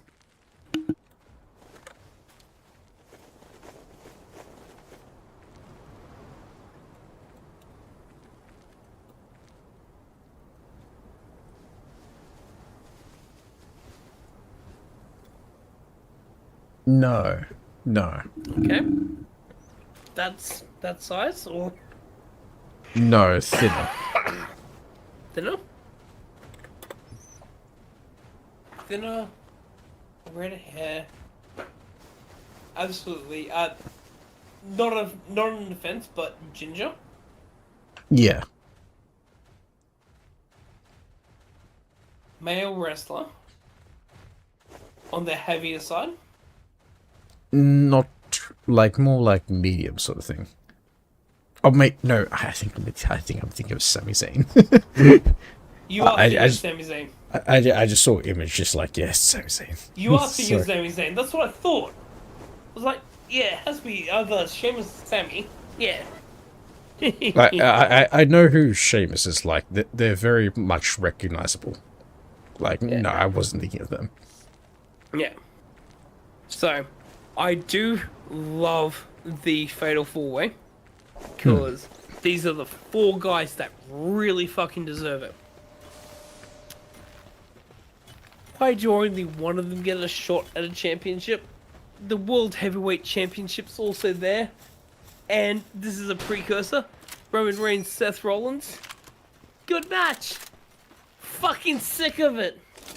Please let someone else fucking come into the fucking inner circle for the fucking championship. Please? But anyways, Kevin Owens, absolutely, yes. Again, I feel bad for the other 3 though. Finn Balor, Gunther, and Sami Zayn, absolutely. Sami Zayn obviously won the championship. Finn Balor absolutely got fucking shafted. Finn Balor again, 10 years ago, oh, actually a bit more than that, 11, 12 years ago, won the championship, concussion rule, injury, never came back to the main team.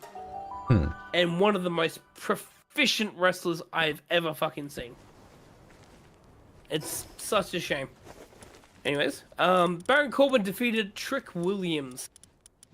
Yes, absolutely. No offense, this is a controversial opinion. I do not like Trick Williams. Sorry. I really do not like Trick Williams. I think everyone's gone to sleep. But yeah, I do not like Trick Williams. I think the gimmick was over 2 months into NXT. No offense. This is corporate shoving down. And the reason why I can say that is because Trick Williams happened 2 months before. Shry, if you will join me. Yeah. At least with the clapping. I believe in Joe Hendry. Yeah, I heard it. No. The fact is that Trick Williams is being promoted ahead of Joe Hendry is a fucking shame. No offense. Trick Williams has it, just not now. Joe Hendry has it now. Give fucking Joe Hendry his fucking flowers, for fuck's sake, please. Going on to, and this is unquestionably the best match of the fucking 2 nights, and I can't believe I'm saying this. Again, it's not from a misogynistic point of view, it's just because of who was involved. Chelsea Green, Charlotte Flair, Jade Cargill, Lash Legend, Tiffany Stratton.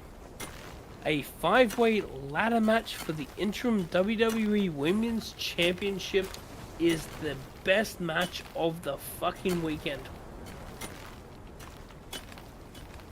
Now, we have a few what should be technical problems in this match.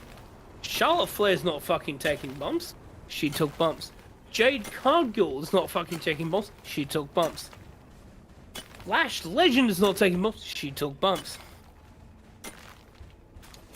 All of a sudden, you sit there and you look at this match and you're sitting there going, holy shit, all 5 of them are working. Oh, wait, it's not gonna happen, is it? Oh, no, it is. It is. All of a sudden, you see Chelsea Green. And there's all and everyone's fucking cheering. Everyone's cheering. And Chelsea Green grabs it, and she is the interim fucking women's champion. And all of a sudden, you're losing to Rhea Ripley, but you know what? This is gonna be a fucking fun time with you having this belt. Because you know what?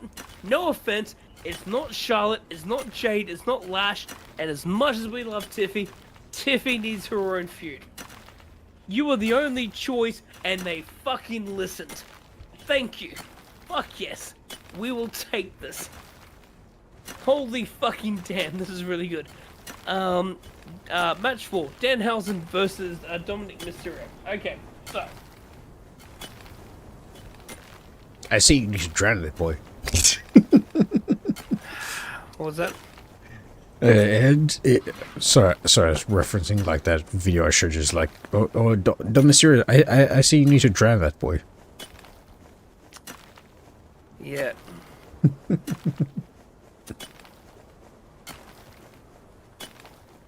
Oh.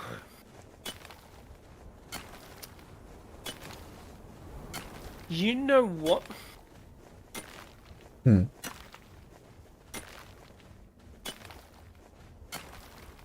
It's a 3 out of 10. The problem is, A, why did it exist? We're getting to the point of Danhausen overloaded, as you said with the float. And it's literally for Danhausen and Joe Hendry to fight with the fucking Judgment I like Day. beef. I like beef. It's tasty. And it's like, we do not need them to fight with the Judgment Day. No. How does everybody like their beef? I like mine curried. I like curried beef. What beef are you eating from? What?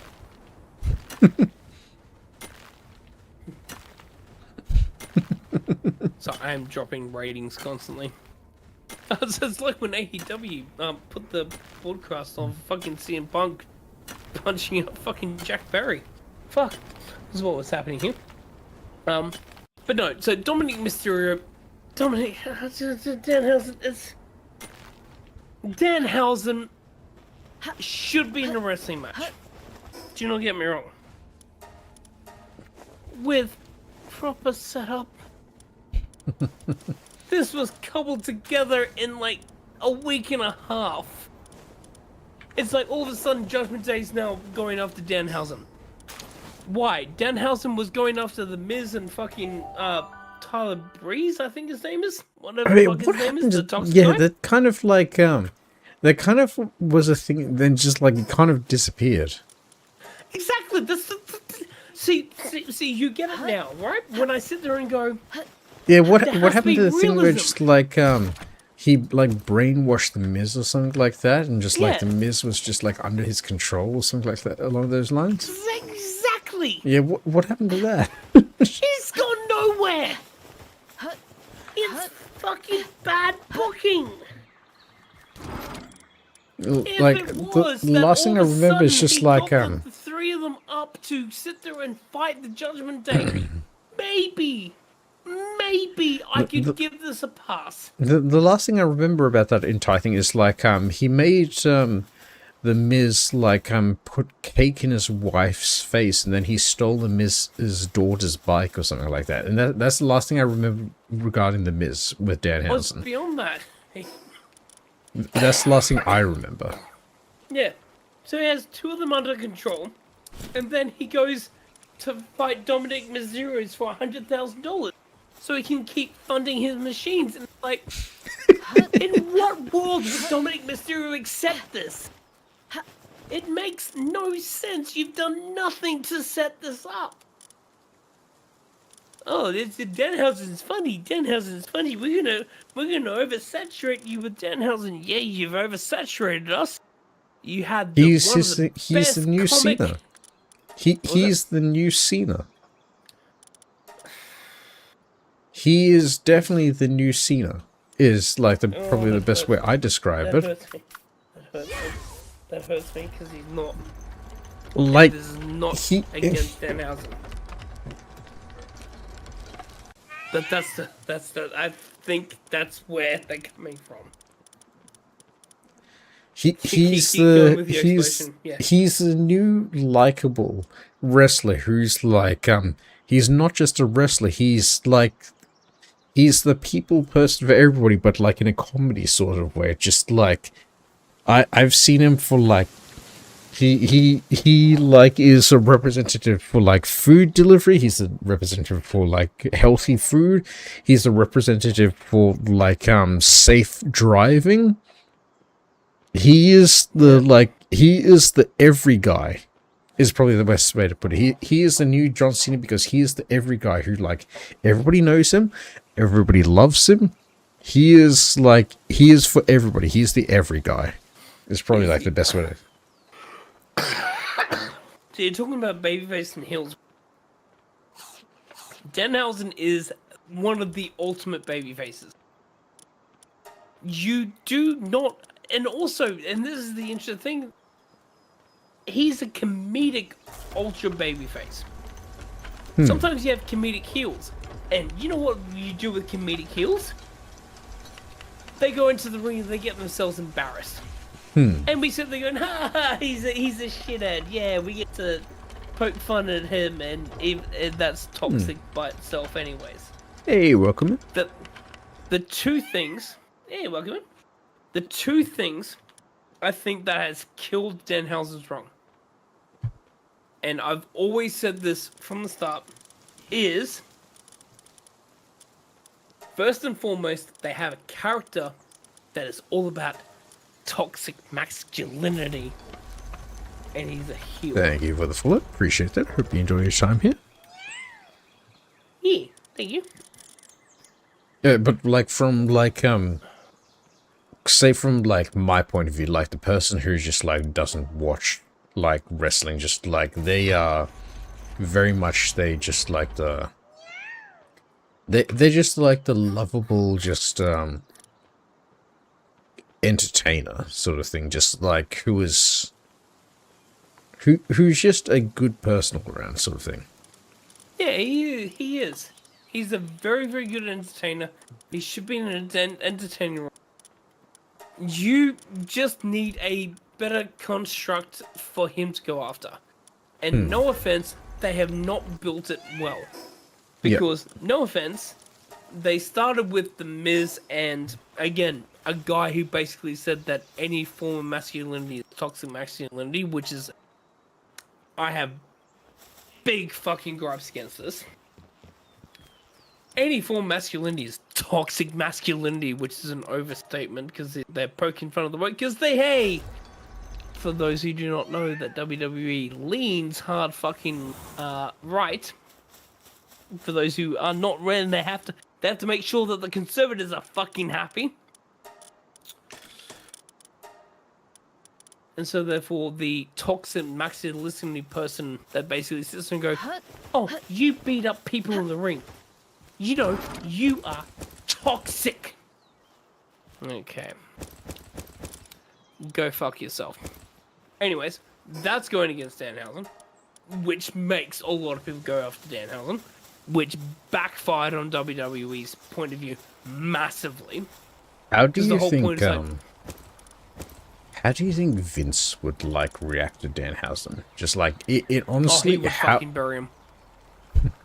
Same as Santino Marella. Santino Marella was a really, really character, a comedy character. And, no offense, Triple H is going to do the same thing with Danhausen. No offense, he's going to do the same thing. He is. Yep. Danhausen's going to get a sniff of the World Championship, and all of us are going to mark out and suddenly go, yes, Danhausen has a shot, and then all of a sudden we get cucked. Just to provoke a reaction. That's what's going to happen. Can guarantee it. Okay. Not going to be happy with it. That's where they're going with it.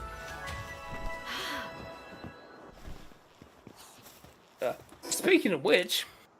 But I mean, like, even if he doesn't, like, get world champion, he's, like, world champion in my heart's just, like... I know I'm saying, like, that as a joke, but, like, in a way, just, like, the way he conducts himself and the way he has, like, presented himself, like, he's already, like, won people over, regardless of, like, how people see him, right?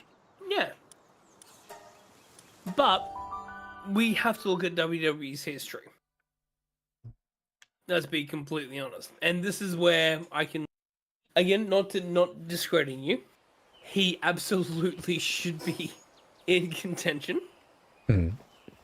But let's look at a good example is Daniel Bryan in 2013. Everyone in the wrestling community was in there going, yeah, Daniel Bryan, he has shown himself in WWE. He's had some great feuds, great matches, everything. Let's push him. Let's push him to the moon. Please push him to the moon. And WWE's in there, John Cena versus Randy Orton. Excuse me, what? Like, John Cena and Randy Orton are basically sitting there. John Cena gets to choose his opponent to unify the belts.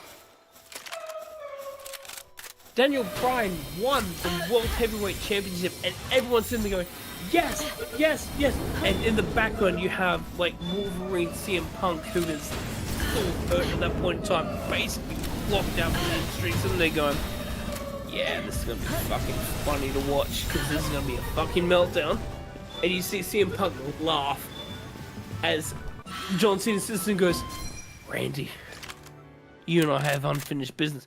Even though he walks past to Daniel Bryan, and everyone's sitting going, yes, yes, Daniel Bryan. Okay, we don't have Daniel Bryan in 2030. Okay, fair enough. 2014 Royal Rumble. You know what? Daniel Bryan can win 2014 Royal Rumble. Yeah, win in 2014. Yep, okay. Maybe Roman Reigns. We like Roman Reigns. He's split from... Yep, Seth Rollins has been healed. Dean Ambrose is somewhere. Roman Reigns has been slightly pushed. Hey, we can get behind Roman Reigns. Roman Reigns, Dean Ambrose. Okay, and you brought in Batista. Batista? Okay. Why is Batista facing Randy Orton champion? Batista's a part-timer. Why is Batista also a babyface? Being in as a part-timer.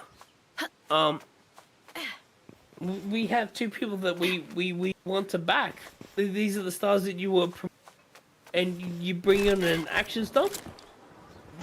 love Batista, by the way. But still, as a wrestling fan, you're sitting there going, Batista? In the Royal Rumble? To face Randy Orton?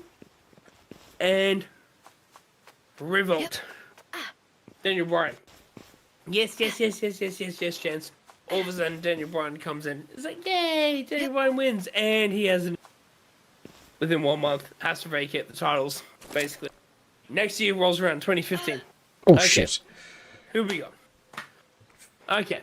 Oh, look, Roman Reigns has to vacate his title. We have to go with a champion.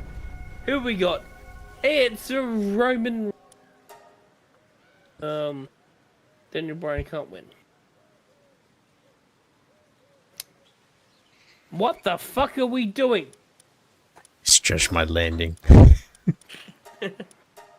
But yeah, just like I was gonna say, like Hausen Mania. It's Hausen Mania. No. No. There is a WrestleMania that is reserved for what we like to call the casual audience WrestleMania. And that's WrestleMania 9. And we as wrestling fans do not look kindly upon WrestleMania 9. You had the big stars. You had all the big stars having all the big matches. You also had Bret Hart versus Yokozuna for the WWF Championship. And Bret Hart locked in the sharpshooter, and everyone's sitting there going, yes, we're going to win this. Yes, Bret Hart's going to win. And all of a sudden, Mr. Fuji, son of a bitch, throws salt in Bret Hart's eyes. And all of a sudden, Yokozuna drops the bonsai drop on him and pins him 1, 2, 3. And that should be the end of WrestleMania. The heel wins. Bret Hart rolls out of the ring. All of a sudden, you hear... Dun, dun, dun, dun, dun, dun, dun, and Hulk Hogan walks down. With a black eye because he got into a fucking motorcycle accident. Some fucking reason like 2 hours before the event. But anyways, he walks down to the ring. Bret Hart still like blinded with salt apparently. And Hulk Hogan is talking to him. You want me to beat him, brother? You want me to beat him, brother?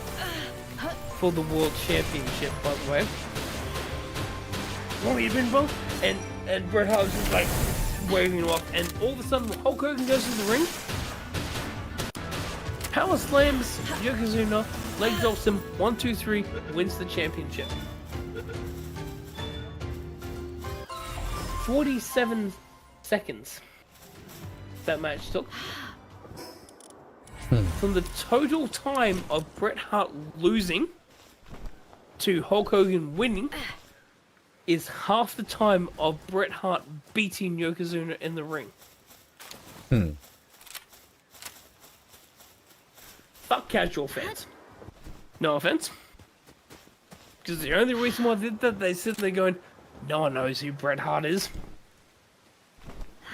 Everyone knows who Hulk Hogan is. Hulk Hogan. You fucks. No. Should also remind you of once in a lifetime, WrestleMania 27. Twice in a lifetime, WrestleMania 28. John Cena vs. Rock. They announced WrestleMania as once in a lifetime. The only time that John Cena and The Rock is going to be in the ring. And a year later, sitting there going, oh yeah, no, we need to run that back. Yeah, twice in a lifetime. Sorry. We're not going to announce it as twice in a lifetime, but yeah, Rock and Cena Part 2.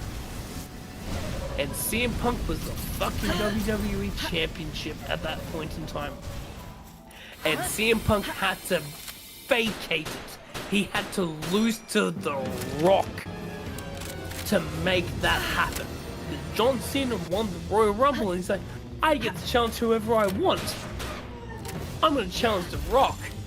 And all of a sudden, CM Punk knew in the back of his mind, he's sitting there going, well, shit. I'm the WWE champion at this fucking point in time. Who the fuck else are they going to give it to? lost to The Rock that same night. And worst fucking decision the company ever fucking made. And it's also the reason why CM Punk fucking left.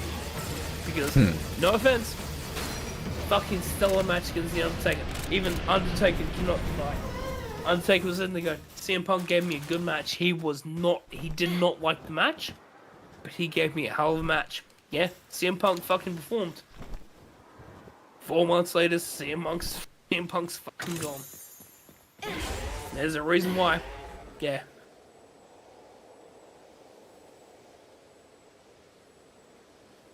Any other questions? Not that I can think of. Sorry. No good. Danhausen versus Dominic Mysterio. For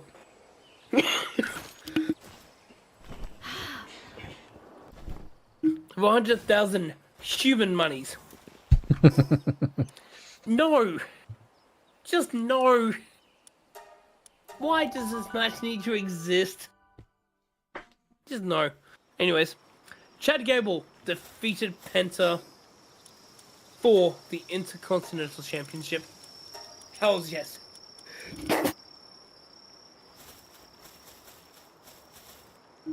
So I need to cease. Oh, good. Yes. Chad Gable versus Penta, I want to see a trilogy. I do want to see a trilogy of this. One of my favorite matches. And I think the two of them worked so well in the ring. Yes. Please do. Roman Reigns versus Seth Rollins. Roman Reigns retaining for the World Heavyweight Championship. Meh. No offense. But meh. It was what LA. You okay? Sorry, just coughing. It Yep. did allow LA Knight on the last Raw to basically sit and go, yeah, you've never faced me. You tried to face me, but yeah, the numbers came. Yes, it should, but also it did nothing for either of them. It was a throwaway match because A, we knew Roman was retaining because they're always going to let Roman retain. And B, it let Seth Rollins literally sit there, continue being a broody son of a bitch. In which case, what was the fucking point of the match? We knew that they're going to do the same thing either way. What was the point of the match? This was 12 matches that easily could have been 7 on one night. With, by the way, the big thing that has always been missing on this is fucking video packages and backstage interviews. Easy fucking thing to do. I am so sick of the fucking advertisement. And those in the North American, I know those in the North American, if you ever watch this, you would have had the DoorDash. We didn't have the DoorDash. I watched this. You know what we got? All around the world, around the world, around the world, around the world, around the world, around the world, around the world. That was the only song we heard as you guys were getting the advertisement. We had that one song for about 30% of the fucking pay-per-view. Cut the fucking bullshit. The whole reason why we pay for premium fucking services and streaming. No ads and no bullshit. Was that? No ads and no bullshit. Exactly. We pay for fucking premium services so we didn't have ads in the fucking first place. Do not fucking do it to us. And we need to fucking rise up on this as a collective, because it's happening on fucking Prime, on fucking Netflix. So, oh, sorry, you need to pay an extra $4 a month, so therefore we can gain ad revenue. What was with that? I'm It's just sorry? like, I remember when we watched something on Prime recently, it's just like it had ads, just like, but we're already paying for Prime. Why do we have ads on something we're paying for? It made no sense. Oh, it costs too much. Well, that seems like a you fucking problem. That's not our problem. It's like, and Shry, you probably would. I don't know if you can attest to this, because I grew up, my family actually paid the money for the original cable. Like, Original my cable. family had Foxtel briefly, but like, Foxtel was just way too expensive for us. Oh, so we had original Foxtel. Yeah, was so we good. did as well, but like, it was still too expensive to the point that my parents got rid of it. Yeah, so we had it for a while. And then, as I was moving out, and this is when I'm moving out, at like age 18, there's advertisements. Yeah, because my parents got like, I remember just like, I think about like halfway through high school, my parents got Foxtel again, just like tried out again, and like, yeah, it was just like all ads still, for some reason. Just like the entire point of buying like pay TV was the fact that like it didn't have ads. And So then you then- needed to buy a box that lets you fast forward through it. Yeah, like And the it's most like, the extent of ads that were on pay TV were like ads for like shows that were coming up, not like services or like products. It was never like, if there were ads on pay TV, it was never for like paid services or like products. It was only for like shows that were about to come up. That was the extent of it. But now it's just like oh yeah, just like it turns into like what's the ad channel called? There's like two different ad channels. DA, TVSN or like, something like that. TVSN, and also Davos. Yeah, Davos. Damos Direct. Damos Yeah, Direct. Davos Direct, yeah. It's like, why? We paid not to have this, because I had this on Yeah. free to air. Why the fuck would I go, oh, you get exclusive stuff with us? Then why do we have the ads? Oh, because we need to pay. And for the this thing is now. as well, just like, I remember just like in like the channel list of like Foxtel and all, there was like separately Damastian and TVSN. Just like, Yep. why have ads if you already have like separate channels for this stuff? Just like, Nope. what's the point? So, I have sent and also looked at them. Do you know what they said? What? Oh, we still need to appease the advertisers. So therefore we need to incorporate ads. So what's the point of that?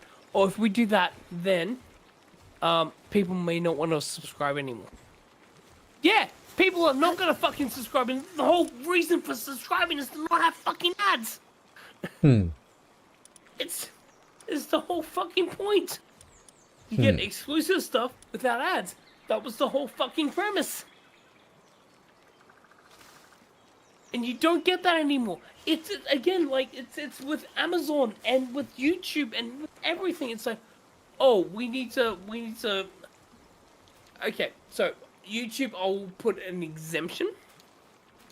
Not a big exemption, but I'm gonna put a slight one on things such as fucking Netflix and fucking Amazon. No Yeah. offense. I'm subscribing for fucking $14 Australian a fucking month, and you're telling me I have to subscribe for an extra $5 to remove ads in the last fucking year? Fuck you. I'm going to tell you to fuck off. Well, so like, so you and I, like, we share payment for like YouTube Premium. Just like, I can't, like, I remember just like having just like regular YouTube without like ad blocker and all that. It was just like, it was impossible to watch. It was literally just like impossible to watch anything. But like, yeah. This is the thing that annoys the fuck out of me. YouTube, I can kind of understand it, because you're watching independent people. Yeah. I'm not happy with them. I can understand it. Yeah. Why the fuck is fucking Amazon asking me for fucking ad-free shit on Yeah. a fucking subscription? Oh, this is an Amazon original, and then I have to watch ads. It's like, so you paid for this? Yeah. Why do I have to pay for an ad block? Oh, because it was costing too much. So that seems like a you problem. Seems like you spent too much on the thing. Oh, we want Yeah. to make it successful. Yeah, that sounds like a you fucking problem. It's not me on the consumer, because, by the way, most of their fucking shit is bullshit. They had one good thing, which is the Grand Tour. That's it. Yeah. Let's be fucking honest. And the actual reason why as well, they actually, and this is not a lie, there's a new Grand Tour with new presenters. Oh no, that's not gonna work. They did it with Top Gear. They No, did no, with no, Top no, Gear no, with no, new no, presenters. no. That didn't work. No. Like, what are No, they trying to do do now? Do you know how they're going to try and eat through? How? They have convinced on a high budget to let Clarkson, May, and Hammond introduce the new ones. Nobody's gonna watch that. That's how fucking stupid it is. Nobody's gonna how watch that. stupid. Like, they're not gonna No. watch that. They're gonna see like And they're the gonna funny maybe thing watch the is- very first episode where like Yeah. the original presenters did, and then they're gonna like go like, Yep, and it'll wait, drop wait a off. minute, wait a Yep. minute. Like, Yep. what do you mean? Like they're just like Absolutely. introducing it? Like, no, And- this is not who we paid to watch. Like, no, we're not gonna watch anymore. And, by the way, this is an introductory to hypercapitalism for anyone that doesn't know how this works. Shry, you're gonna not watch, right? No. I'm But just they gonna like spent- watch they rewatch spent highlights of $100 Top million. Gear. They spent $100 million on that production, but they are assuming they're going to $100 million in production. So guess what they're going to do? What? Jack up the prices of everything to recover the loss. And the thing is just like as well, just like the three of them aren't going to like be watching or like endorsing the like new show. They're just going to be like, yeah, They even admitted it's like they weren't. yeah, even they're admitted most they likely going to weren't. be like, yeah, just like we'll do it for like the first paycheck just because like we're invited, but then we're just going to like Clarkson's going to go back to his farm. May's going to go back to his like YouTube channel, and Hammond just Hammond's like got his own YouTube channel he as well. he has Yep. his own he has his own bar, doesn't he now? He has his own bar and like franchise, right? Restoration. He does Yeah. he does restoration. It's beautiful to watch. He's literally really good. Yeah. they have their own things now that like they are happy with. Like They'll take the literally, paycheck. I've seen like each of their things. Like Yeah. they are like comfortable in what they're doing at the moment. Like they're going to like take the thing. They're going to take the paycheck. Going to go like yeah, just like half-assed, going like yeah, just like in a way that just goes like yeah, just like we don't care. Just we're taking this because like we were told to, but like yeah, just like no, watch our it's stuff not that- instead. To be fair, what they've all said is that they never wanted to go back.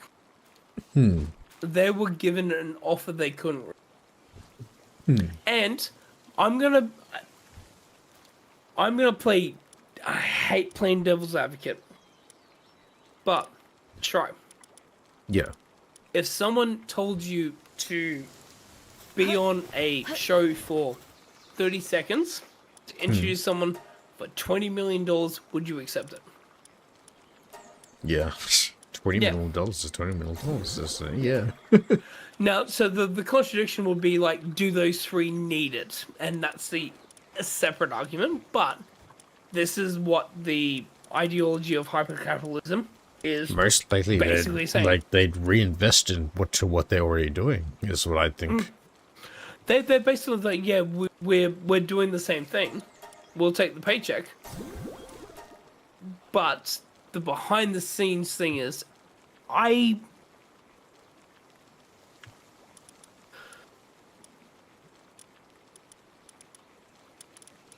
will you allow me a little bit of rant there, Shry?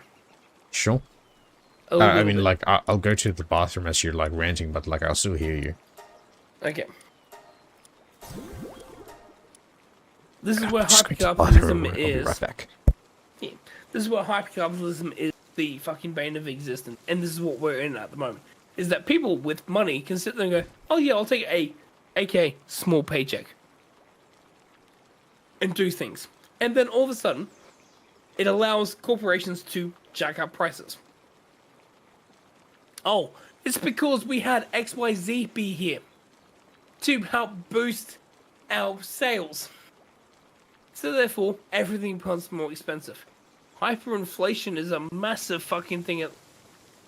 And it's not just because of food shortages and things like that. It is, but it's not the sole reason. But you have hyperinflation that's happening everywhere in the world. And then all of a sudden, it's like, yeah, we want to make these entertainment things popular, but we have to spend exorbitant amount of money, jack up prices, jack up everything, jack up everything, jack up everything, jack up everything. That's what causes inflation constantly. It is.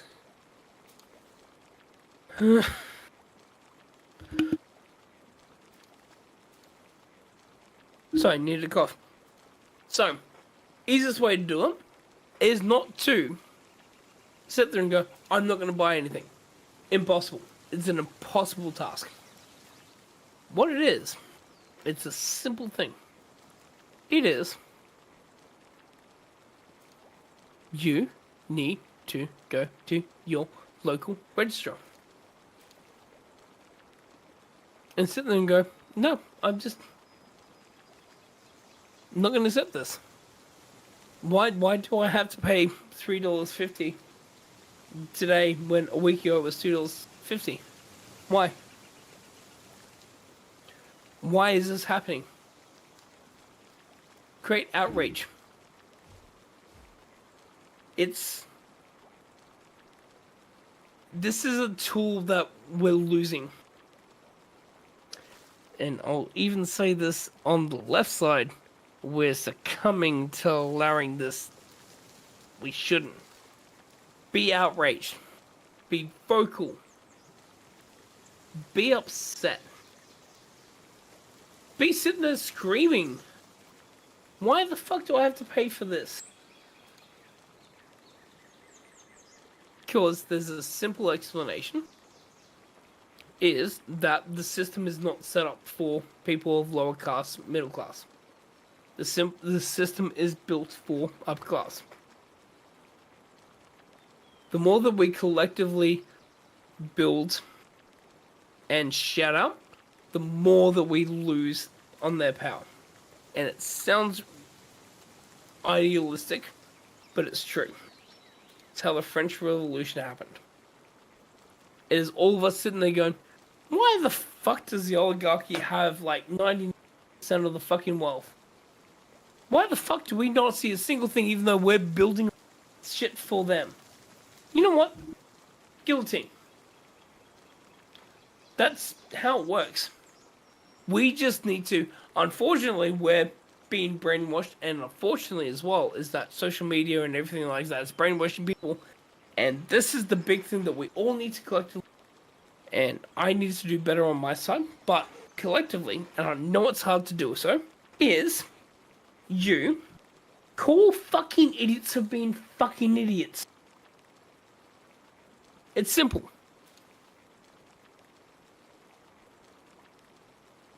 No offense. We need to. You sit there and go, oh, you like this person who is a known XYZ, which is counterintuitive to everything that you believe as an individual. Why do you believe in that? Oh, I think they have a good... No. Call them a fucking idiot and sit there going, no, the person that you're following is a fucking idiot. No. We need to be aggressive. Because they're being aggressive against us. Constantly. They are. They call us names constantly. We have to accept the names and then move back a little bit.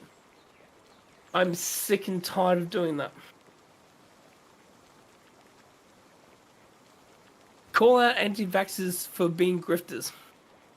The only reason why you're an anti-vaxxer in this point in time and age, considering the increase of deaths and child mortality, is because you're getting a paycheck. It's as simple as that. Call them out. Call them out for being grifters that are profiteering on deaths. Call people out for saying that I'm back. there is no such thing as a race divide. Sorry, I'm really getting into it. I'm sorry. Brain, I think I'm also hitting my limit as well, to be honest. Sorry, I also touched a lot of things that you don't like talking about. No, it's alright. I'm just also hitting my limit as well. Yeah, we can end it here. Yeah. Again, it's a Thursday night. It's like it's just past 11. Just like we both have work in the morning. Just like we probably should be like starting to ease down now. Anyway, the both of us. Yeah, I'm sorry. Rain, please don't apologize. You have nothing to apologize about. You have nothing to apologize about. It's just hitting that time of night where we're both like tired. We're both hitting our limits. Yeah. I'll show my side. Just like here's the places I can be found. Really appreciate everybody watching. Just yeah. Where can you be found, Rain? Sorry if I'm being a bit abrupt. Just yeah, I am very fast hitting my limit at this like hour of the day. Just like we both need to get like rested for work for tomorrow. We both need to eat. Sorry. We both need to like sleep. I don't think either of us has eaten a proper meal all day. I'm sorry as well. Rain, again, just like don't apologize. There's nothing to apologize for. You don't need to apologize for me for anything. You don't need to apologize for anything at all. You being passionate about things you don't need to apologize for that. And I'm going to keep saying that. Like, if you have things you want to say and all that, like, you go off. There's nothing to apologize for. Right? Okay. I don't think your social didn't work because you added the tilde key at the end.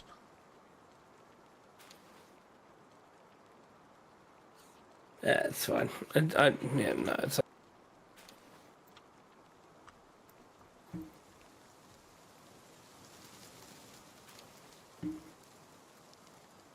My mouth said in one hand, so. There we go. There's where Ray can be found as well.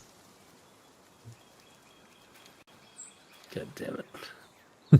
Thank you. So yeah, there's where both Rain and I can be found. But yeah, really appreciate everybody watching tonight. Thank you for like listening and like yeah, joining in with us and all that. We will be back tomorrow night with what do you feel like tomorrow night? More Palworld. More Palworld? I need build. Yeah, all good. But yeah, just definitely on a Thursday night we need to be like yeah, Thursday night is a casual thing because like yeah, work on Friday and then just like Friday night we could focus on just like enjoying and all that. For me, Friday is normally I normally everyone reschedule. Yeah. Alright. Again, thank you everybody for watching, and we will be back then. Thank you, everyone.